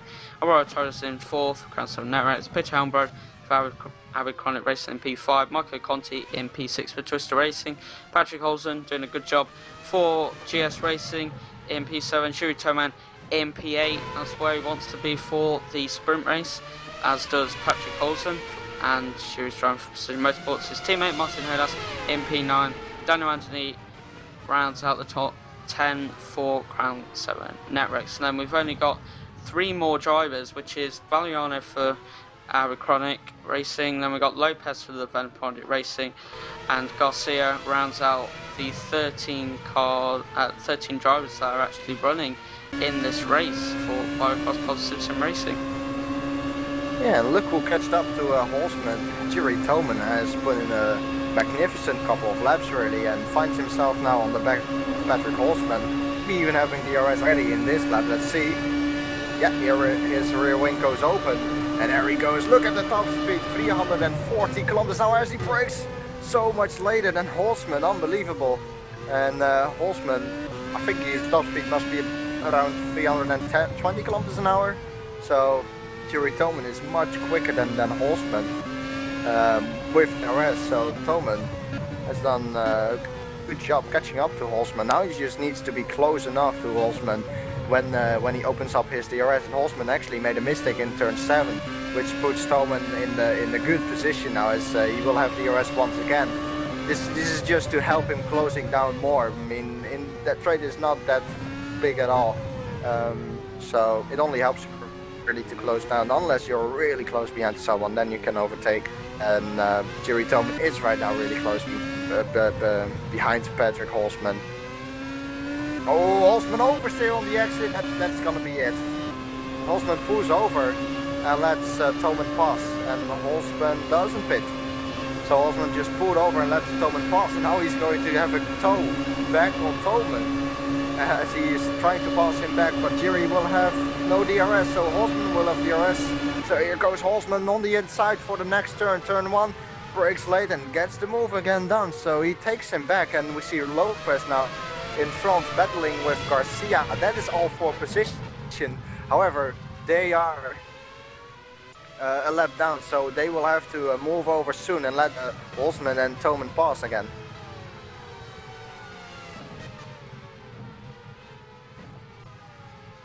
Do you have any idea where the DRS detection point is for the start-finish straight? It's just after the finish line, so after you've completed a lap, it's literally just 2 meters away from the DRS point. So it's not an entirely long DRS straight, but we'd have to, as we can see, Garcia's just not getting out of the way. He's just stayed on the racing line, and this is going to allow Toman to just get right behind the ghostly racing car. So let's just see if Toman has got the top speed to go on past Holzman. So here we go. Look at this great straight line speed from Toman when he's already very close behind him, 330 kilometers an hour as he opens up the DRS. Patrick Holzman goes defensive, and that should be the move done. Yep. Jeroen Toman in 7th place, passing Patrick Holzman. Good move with DRS, and that is definitely thanks to the great straight line speed, which is in that Precision Motorsports car. I mean, fantastic straight line speed, and that definitely helped with that overtake. Yeah, but it was, you know, the Jeroen has got a fantastic setup on the cover. It was really unfortunate for Patrick Holzman to get held up by the Barcross Positive SimRacing car. Yeah, true. That's a true story. Meanwhile, Patel, with 6 laps to go, the gap now between Daniel Kiss and Patel is a second, so Patel wants to put up a fight probably for the win with just 6 laps to go. Patel is currently really quick actually. Torres is as well trying to overtake Simon. He has DRS, so still a couple of laps to go to do it really. But currently we're looking at Patel, who is, well, flying pretty much. He closed down the 7/10 gap which he had to Kiss in order to achieve the DRS, as he is now, I would say, within a second, probably after the end of second sector. He has to push here. Daniel Kiss, I'm sure he will try to respond to the times Patel has put in, but Patel is just quick right now, really quick.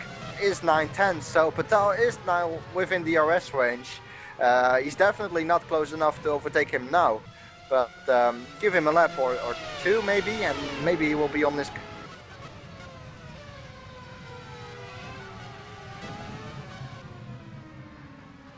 Yeah, look at the battle between Conti and Helmbro. I'm getting reports that Conti and Helmbro spun, but they are both continuing.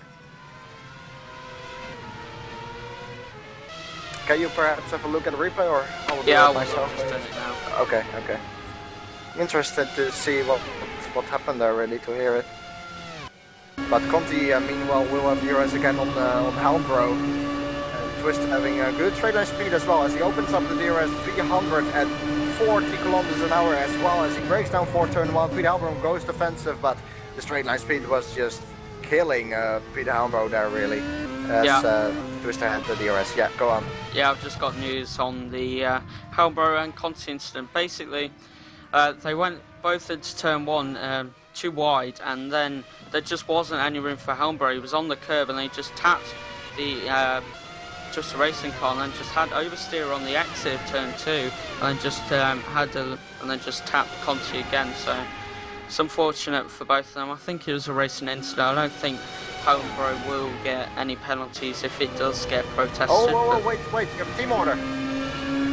Team order, Patel passes Daniel Kiss on the start-finish straight. Sorry to interrupt you. Yeah, go on with your story as we see a new leader now. Oh, okay. So yeah. So well, it's good that it's probably a racing incident. Yeah. Well, I think it is anyway, but yeah. We'll have to find out and see what the ACE director does decide on that decision. But yeah, I'm not too happy with the Twisters letting them pass because it's not really giving any good racing what we wanted to see. But Mohammed Patel does need to catch up to Jeroen, so I completely understand why they've done it, and it's fair enough. But just are a great team, and Helmbro is off. Yeah, Helmbro is off, definitely. He's way off the track, actually. Wow, what is Helmbro doing? He just dropped the car going out of the exit of turn 2. I think his tyres might be too worn now. I think he pitted on like lap 20, and it's now in 21 laps. Yeah, true. He pitted in lap 18. Oh, okay, so yeah, his tyres are 23 laps old, so yeah, it's a shame for Helmbro. He was doing a good job, but Patrick is in P7, and that'll mean that he will start on the clean side of the track. And then Toman will be on P3 if the order stays as it is for the sprint race. So Helmbro could quite possibly take pole position, or will start first place for the sprint race. But now we can see Daniel Kiss is now within a second to Patel, but you know, I don't think he will pass him again. Yeah, I realised that when I started to say that. Yeah. It is indeed, it's a shame to see from a spectator point of view, but of course within the team it is very important, and in the team you don't give a damn then about the spectators, I guess. I mean, we spectators would like to see some battling, of course, but it's important for Twister and important for Patel now to just take the win. But I would have liked to see Conti again up front there, but well, we have seen what happened with Conti. He just had a penalty. It could have been from speeding in a pit lane as well.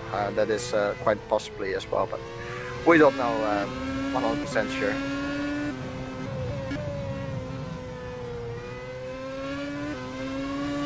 Closest battle right now out on track is probably Alvaro Torres and Johnny Simon. So Alvaro Torres, I'm sure he wants to get that third place. He is running out of time, however, because we only have a couple more laps to go. I think we have one more lap to go after this time round, right? Yeah. Yeah, I think so. So Mohammed Patel in first place. He's led this race since what happened with Conti, and that was just unfortunate. And then passing Daniel Kiss, but Mohammed Patel, he just drove a good race. In fairness to the guy, you know, he's a top driver, and I'm sure he's going to get the points away from Jeroen. So I believe this is the last lap. Yeah. Are there any more battles going on at all?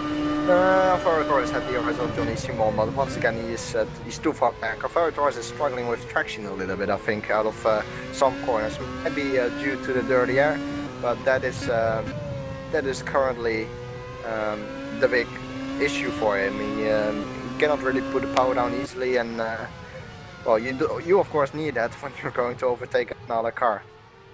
So I would say that Simon is pretty much settled for third position, so that is a good drive for him. But we see Patel now coming through the final segment, as he should take another win then.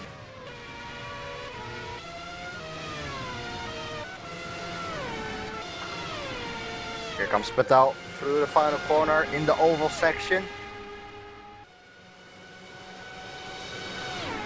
And there he goes. And he takes the win. Mohammed Patel wins the feature race. Daniel Kiss finishes second for Twister Racing. Johnny Seaman is going to round up our podium in the third position, and Alvaro Torres will be in fourth.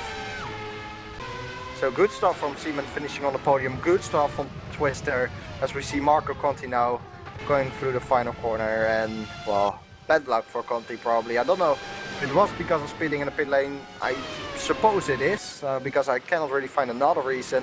But he finished in 5th. Jerry Toman finishes in 6th. After the incident he had with the contact, he had Patrick Holzman in 7th. Both of them had, of course, a back of the grid penalty. Peter Helmbro is behind the back marker, behind Lopez. And Helmbro should finish in 8th position, which means he will get pole position for the sprint race, which you have mentioned before. Martin Hodes, quite a quiet race from him, I would say. He finishes in 9th position, and we are waiting for Valeriano to round up our top 10. I think Valeriano actually already saw the finish flag. Yeah, of course, he was a lap down. Yep. So that is it. Yeah. What do you think to that race, Jeroen? Well, some highlights, for some people, some ups and downs. I mean, Conti was looking very strong. He looked good for a win. I mean, let's be honest, he was looking for a win, but somehow got a penalty, probably for speeding in the pit lane, I would say. Maybe we will see in the chat right now the reason for the penalty. But yeah, some ups and downs. We saw contact with Toman and what was it again? I forgot. I apologize, but yeah, as I said, we saw some highlights here. Team order from Twister, of course, in favor of Patel, which is completely understandable. So good job from Patel. But of course, I think Conti feels a little bit disappointed with the penalty. Otherwise, it would have probably been his win. I think you will agree with that. Yeah, I do agree as well. But he's got another opportunity to make that up in this sprint race. So we're just gonna go for a break, and then we'll start with the sprint race, which is I believe it's like 17 laps. I'm not too sure, but it's 22. Okay. Well, okay. So we're just gonna go and take a break, and we'll see you for the sprint race.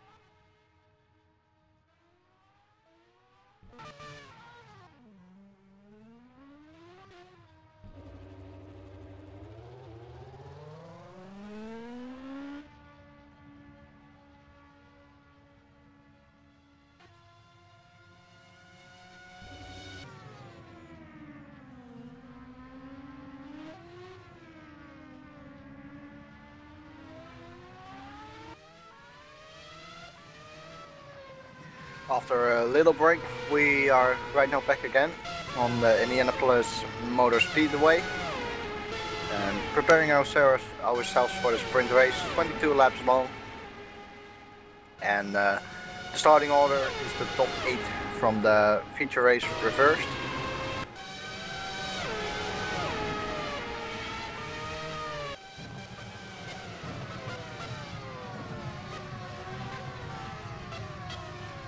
I think it was Lopez's first race actually in FSR. I don't think I have seen him in the A series before, so it probably was his first race. Because he just asked, are tires or a tire change, is it mandatory? So maybe you have the same question. No, it is not mandatory to change tires right now. It is in a feature race, but not in a sprint race. So you can just do one run. It would be difficult, probably. I mean, 22 laps. It might be doable on the soft tire. I think it will be very marginal. But remember that the cars will now carry 22 laps of fuel instead of the 44, which they have done before. And that should mean that they are a little bit lighter, and that should mean as well that the tire wear is a little bit less. So we'll see if there are people who are going for a one stop, or whether there are people who will just do one more or one complete run. We will see.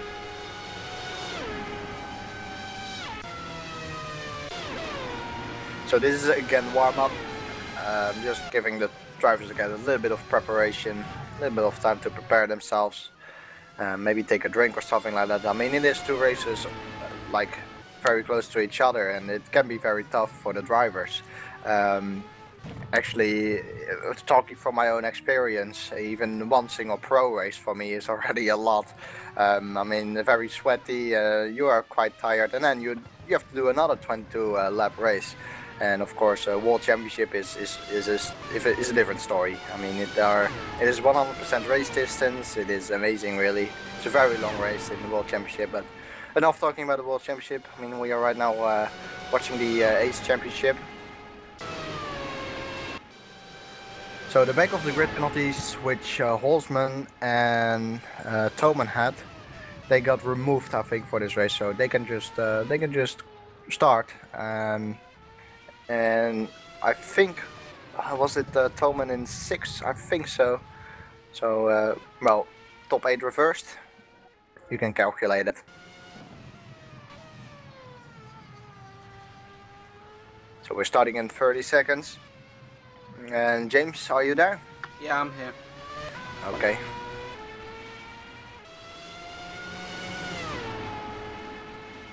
Yeah, it was, Sherry was in P6, I believe, yeah. Yeah. So, it'll be Peter Helmbro starting in pole position, then Patrick Holson in second, Sherry Toman in third, Marco Conti in fourth, Alvaro Torres in fifth, Johnny Simon in sixth, Daniel Kiss in seventh, and Mohamed Patel in eighth. And then we've still got Martin Hodas, Guido Valdiano, Danny Mandini, Boya Garcia, Renan Lopez, Norbert Leitner, and Thomas Sadler with Daniel Bida, and I believe Christian is there. Yeah, he is. So we've got a full 18 car grid. Very good. So we're going to start another formation lap with Peter Hambro in first position and Patrick Holzman in second. I would say Patrick Holzman wants to prove himself here. He does, however, start from the dirty side. No, that's the clean side. I think second is the clean side. Yeah. So he might be able to overtake Peter Hambro already at the start. I mean, that would be the dream scenario for him.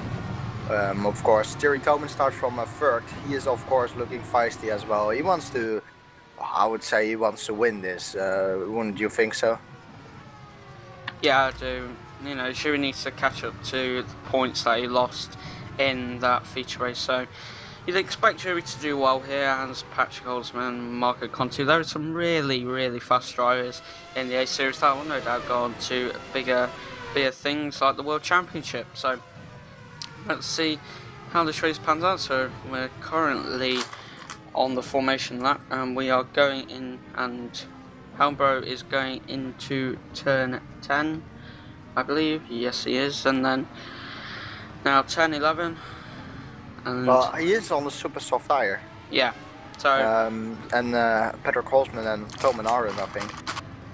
yeah. So perhaps he feels that he can get to the end on them super softs, but in fairness to Helmbro, he did actually last them super soft tires with heavy fuel for a long time. So yep. So perhaps he might be able to do it, which would be great for him. So let's just see how he goes with this. Yeah, I'll have a look at the back of the grid. You can take us through the start here as we see the cars lining themselves up.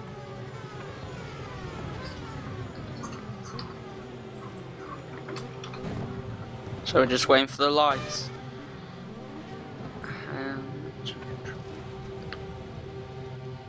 Well, Chris de Jong lines himself up right now.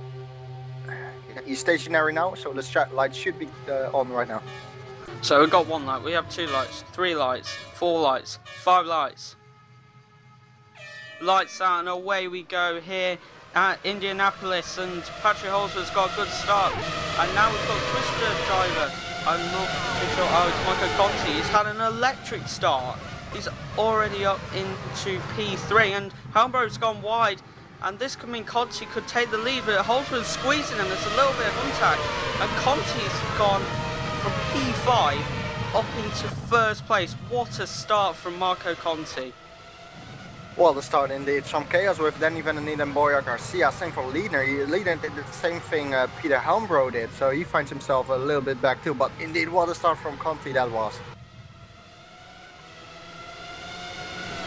And actually, Conti's just pulling away from the Gusby car. He is creating a small gap, but I think it's really showing how much speed Marco Conti has got, and Jeroen Tamman's looking very racy behind Patrick Holzman. So let's see what the splits are between the drivers.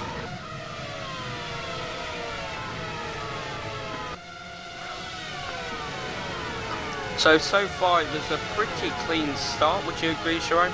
Yeah, I do agree. Good start from the drivers, as you see. Whereas on the inside of Toman, Thomas Boers alongside Toman. Thomas has a great straight line speed actually, and Torres will Kim, I think. Yeah, Torres up to P3. Good stuff from Torres. But yeah, we should indeed give compliment to the drivers, because both in the feature race and now in the sprint race as well, we haven't seen too many incidents. But it is tough to make no contact in those first 2 corners. So yeah, props to the drivers, I think. Yeah, indeed. And Patrick Holzman is now starting to pull away from Alvaro Torres. So let's see if Holzman can stay within a second to Conti and just try and utilise his top speed and get past Marco Conti to try and take first place, which would be a fantastic result. Sorry, Helmbro spins. What an unfortunate race it has been for Peter Helmbro after just 1.5 laps, really. He found himself in the grass after turn 1, and now again he finds himself spun around, and he is now down into 18th place, which is last place after he was first 1.5 laps ago. Unlucky stuff for Peter Helmbro. Yeah, indeed it is, and we've got a feel for the guy. He did a great job in the feature race, and now we've just got Alvaro Torres looking on the inside of Patrick Holzman. But Alvaro doesn't attempt a pass down the inside there, but so far it's still Conti, Holzman and Torres, and then you got Chewy in, rounds out the 4 drivers. So I think they're all within 2 seconds, would you say? Yeah. Yeah. So they're doing a great job, especially with the dirty air, you know. So we'll have to see if they can utilise the DRS, or it'll just become, or it just won't be as effective as what it usually is with it. Oh, someone's off. Someone is off. That is Bida. Yeah, Bida has lost his rear wing. I think he went. Oh, he rejoined the track. Oh, and Peter Hambro spins again. Oh, Peter Hambro, how much? How unlucky are you going to get? And then Bida has spun again. I don't think he realizes his rear wing is gone or something like that. Bida keeps on going. Oh, that was undrivable without a rear wing. Yeah, he spins again. I think it is time for Bida to retire. Oh, he keeps on going. Wow, Bida rejoins in front of Helmbro, and Helmbro just hit him. Oh, Helmbro has been so unlucky this race. Yeah, indeed he has. So you got to give plaudits to the guy for carrying on, as I'm sure most drivers would actually just quit and wouldn't even bother carrying on. So you've got to give the guy credit. But let's just hope he can try and gain some more positions. And the order is still unchanged between the three drivers. So it's Conti, Osman, Torres. Oh, did Torres get past? Yeah, he did. Sorry, Torres did get past, and then you got Toman, Simon, Patel, Kiss, Hoda, Sadler and Lopez rounds out the top 10. And we see Boyer Garcia now off, same place where Bida went off, as Bida indeed retired. Garcia went off in exactly the same place. Luckily for Garcia, he didn't hit the barriers as in the way Bida did before. Anyway, lap 4 right now.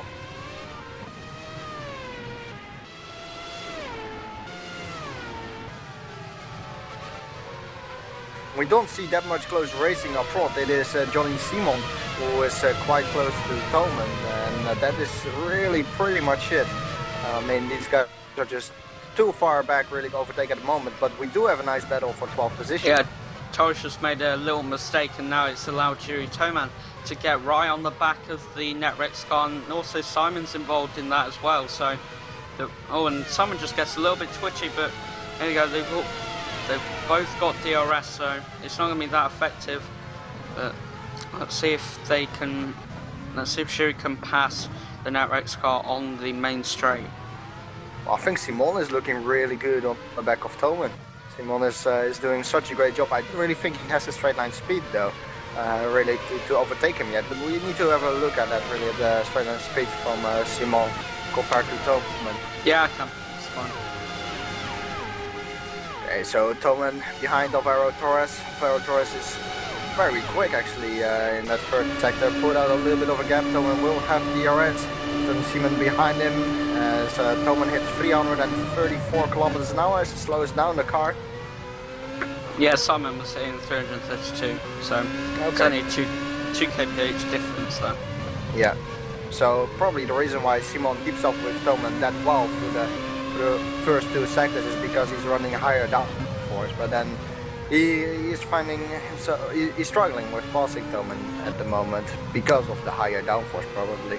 Yeah, Johnny just got very close to the Precision Motorsports car and he nearly tapped him, but it was good driving for Johnny to avoid hitting the Precision Motorsports driver.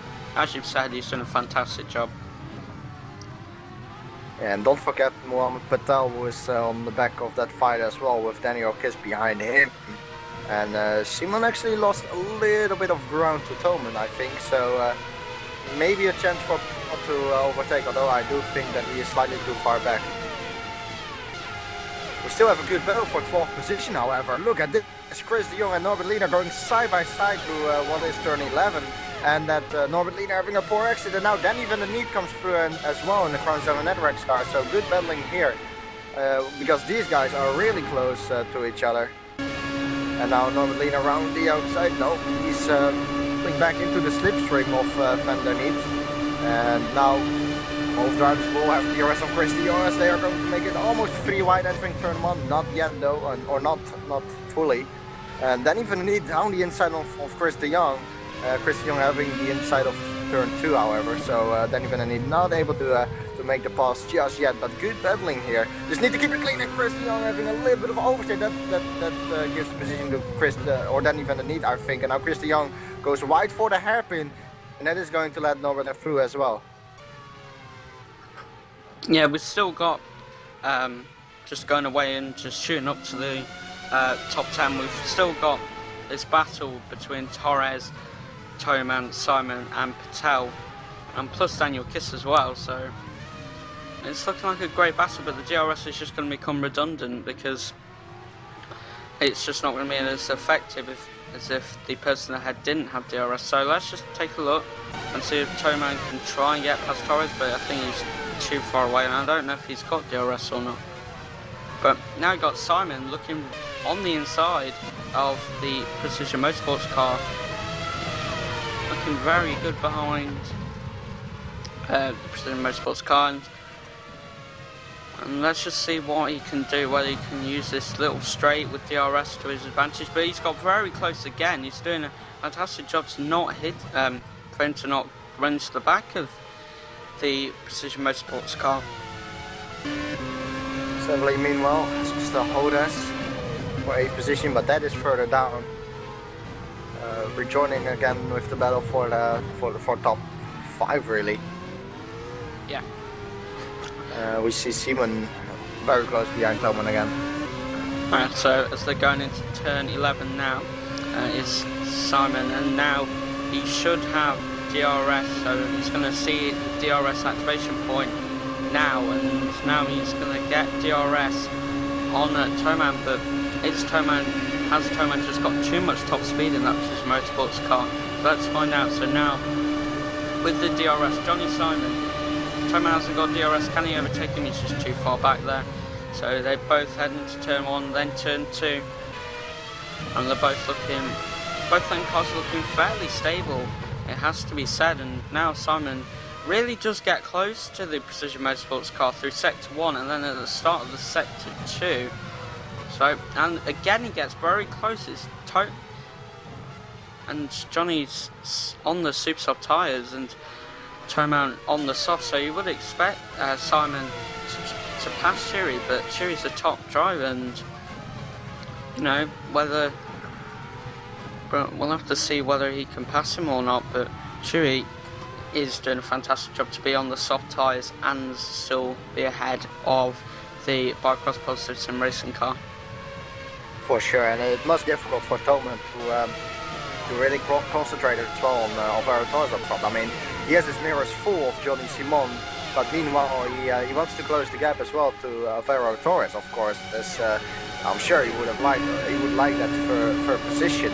Now, however, Johnny Simon is very close behind Toman, but Toman has DRS as well. Johnny Simon hits the ref limiter, so he cannot go any quicker.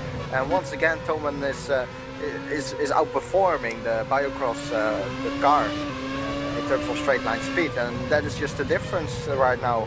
That is the reason why Simon just cannot get past Toman at the moment, I think. Yeah, but you have to give Johnny credit for just sticking with the Biocross, the Precision Motorsports car. He's doing a good job with the dirty air as well, but yeah.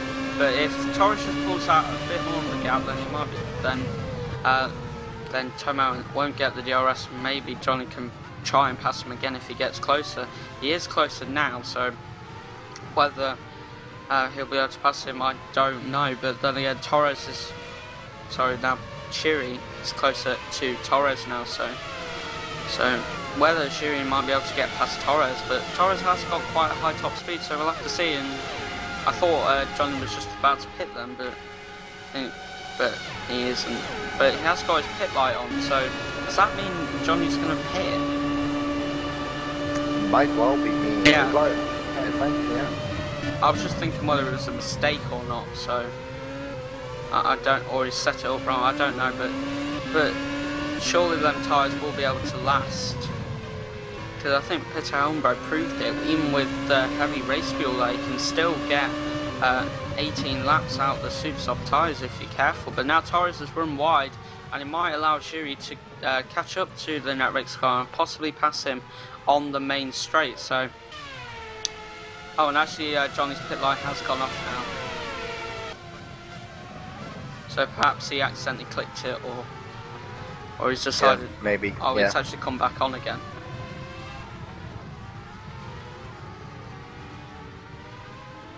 So look at Patel now, very close behind Simon. And well, this is probably going to be a good benchmark in terms of top speed for the Twister as well. I mean, I don't really know what their top speed is like. I would say it's a little bit better than Simon, but saying that, Simon pulls into the pit, so you were probably right with that pit light which was on as he pits now. I suppose he goes for another set of the super soft tire. Yeah, he does indeed. So he doesn't have the confidence that they are going to work. They are going to last 22 laps long. Does that mean that the rest of the field who is on super soft is going to stop as well? Or are they going to gamble and just pray that the tire will hold on? Well, I mean, yeah. Simon definitely doesn't have the confidence in them. Otherwise he wouldn't pit, of course. Perhaps the tyre wear's higher on the Positive SimRacing car than what it is on the Avic racing car, so it's a shame, but now Simon has now got fresher tyres and he can now go and hunt down the rest of the field like Valeriano and Hodas, who haven't been particularly quick this weekend.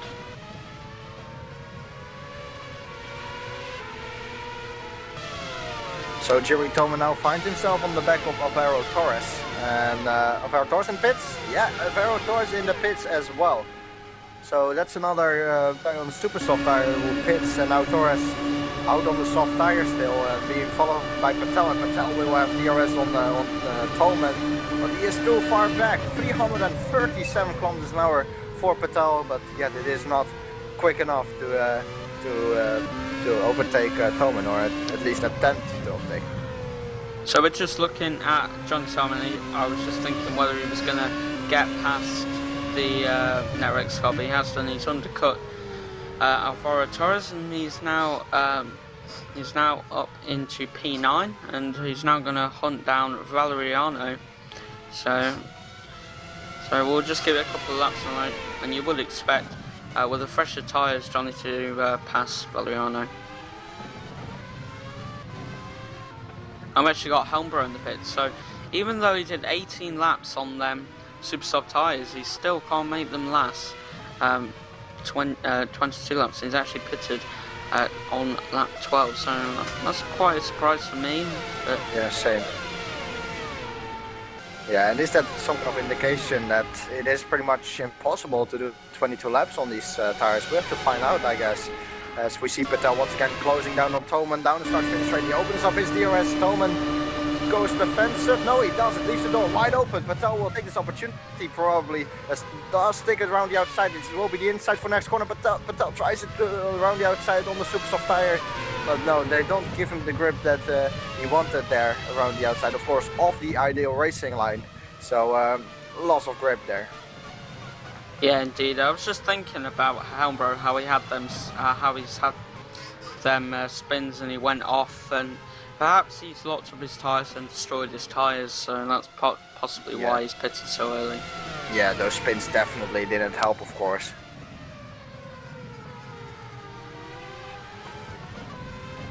Well, Conti quietly but surely in front of the field. He still leads by 3.5 seconds over Holzman, 3.7 it is now.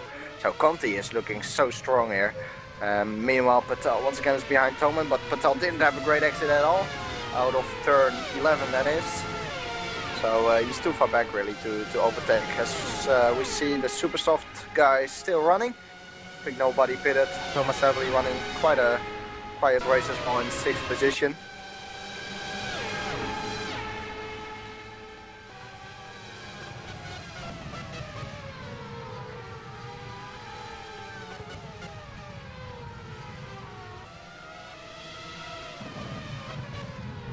And we've actually got Lopez out of this race. I think he spun and hit the wall, but there was debris in the track, so I don't know whether everyone's got caught up in it, but it's just something to think about. Where do you see the debris?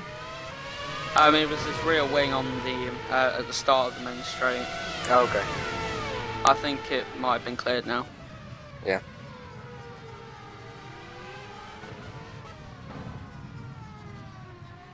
What can Patel do with the super soft tires? He's still behind Toman, gets a good line through the 2 hairpins.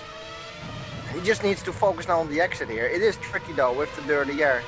Once again, Toman is just earlier on the power out of the exit of that corner, but now the advantage shifts to Patel as he picks up the slipstream effect. And he picks up loads of slipstream actually through that final corner. He's very close, but he will open up the DRS, and there he goes. Toman once again doesn't defend the inside. Patel goes through even before the corner already, so he's already ahead of him before they enter the corner. That's a third position for Mohamed Patel now, and let's see if Daniel Kiss can attack Toman, and let's see if Toman can actually keep up with Patel.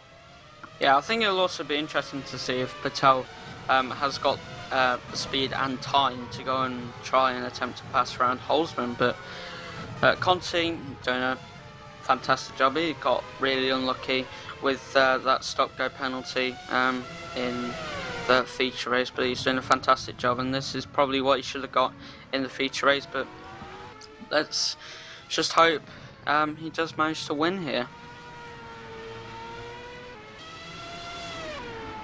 Let's indeed hope so for him. I mean, as you said, he definitely deserves it now after the unlucky penalty. But I'm sure he can do it. But I have said that before. If he just gets cool, he will be fine. He is though on the super soft tires. So whether he still needs to pit, it's a question. And we need to focus on Patrick Holzman, who is still on the soft tire. See if he manages to close down Marco Conti in the upcoming laps, as Holzman's tires are probably better in terms of tire life than Conti's super soft tires. Yeah, well, the gaps pretty much stayed the same between Conti and Holzman, but like you said, I'll just keep an eye on it and see if that changes. Looks like Jeroen Toman is losing a little bit of ground to Patel. And remember that Daniel Kiss is on the soft tire as well, instead of his teammate being on the super soft tire, Patel in this case, and same for Conti. So Daniel Kiss is the only twisted car which goes for a different strategy. It seems to work very well actually for him, as he still finds him behind Toman, but he will have probably a good tire life with about 6 laps to go now.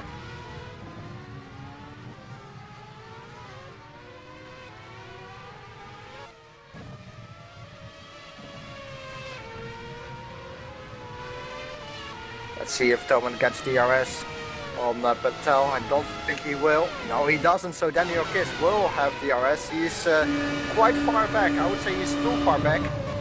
Yeah, he is too far back right now, but if he can keep up with Toman over the course of this lap, he will have another opportunity at the end of this lap to overtake Toman. Patel is also helping his teammate Daniel Kiss right now as well, because he's pulling out the gap, and that means that Toman doesn't get DRS anymore from him or off him, and that puts Daniel Kiss in a better position.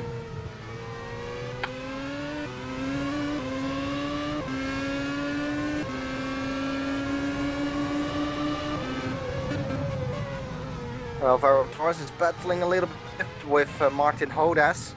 Alvaro Torres currently in 9th position. He's quite close behind Hodas actually, but too far back to overtake him just yet. He's at the back straight. And Kiss, mistake from Kiss. I was looking at my map and I saw that Kiss was standing stationary on track. I didn't saw his dot moving. Had a look and I saw that, I think he spun. Yeah, he spun. Oh, that is a shame for Daniel Kiss, doing such a great job up until that point. But now he finds himself in P6 and probably tires which are a little bit worse because he locked them up trying to save the car. Yeah, it is really unfortunate for Daniel. Oh, yes!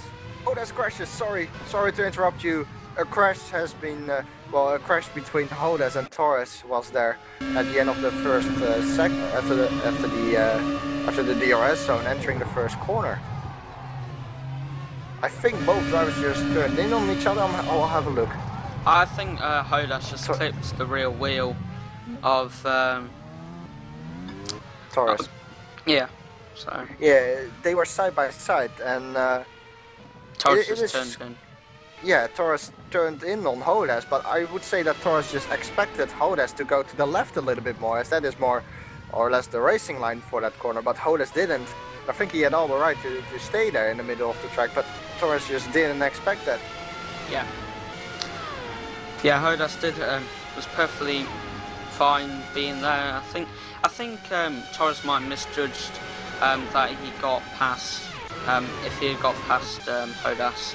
So I think that could be the reason why. But I don't think have they got any front wing damage as Hodas, or has he lost some end plates? I'm not too sure. I think he's still got a rear wing. I'll have a look. He has lost his front left wing end plate. Ah, okay. That is Hodas. Don't know how about Torres. I'll have a look at Torres' car. Torres is fine. Okay, that's okay. There's not too much damage on both cars, which is there may be some suspension damage on Torres' car, so hopefully there isn't, and hopefully he's fine and can still put in some good lap timers. But so far, I believe we are on lap 20, with Conti in first place, Holzman in second, Patel in third, Toman in fourth, Sadler in fifth, Kiss in sixth, Simon in seventh, Torres in eighth, Hodas in ninth, and Valeriano rounding out the top 10.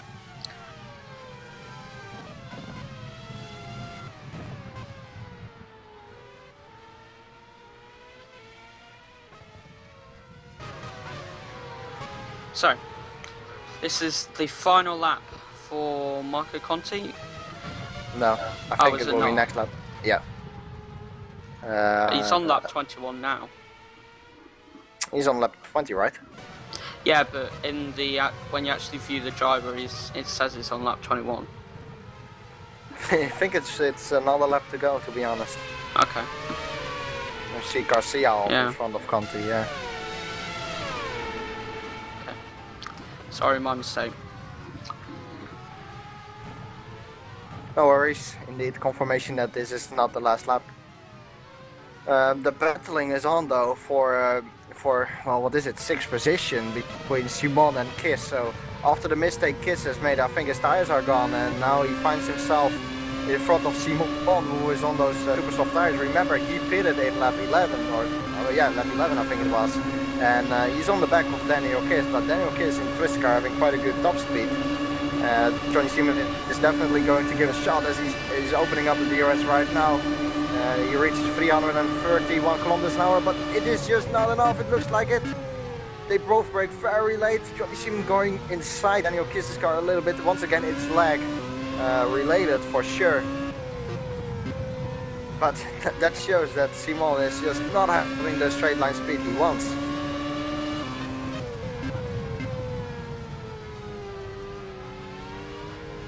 Oh, he's very close to Daniel Kiss. He's going around the outside of Daniel Kiss. No, he's not. He's forced off the racing line, and now he lost ground to Daniel Kiss. So that might be key for Daniel Kiss to finish in front of Simon. But meanwhile, Conti is going to finish the race in front of Patrick Holzman and Mohamed Patel. So Conti this time does win the race, and that is good for him, of course, after the penalty he had before. Here he comes, Conti. Takes home a victory then. For this race, Patrick Holzman comes in second and Patel in third. But the battle between Kiss and Simon is on as they go side by side through the final corner. This is going to be very close between the two. I think Simon has the edge, but Twister has the better straight line speed. No, it's Simon. I think it's Simon, yeah. Yeah, Simon did finish first. Just about, yeah. And you got Alvaro Torres in 8th. Martin Hodas is just going around the final corner. Well, you can't really call it a corner, but here he goes, going across the line to finish in P9. And then you got Valeriano rounding out the top 10. And then you got Leitner. I think he'll be disappointed with that, not being able to get into the top 10, because he's usually such a strong driver for fast and speed.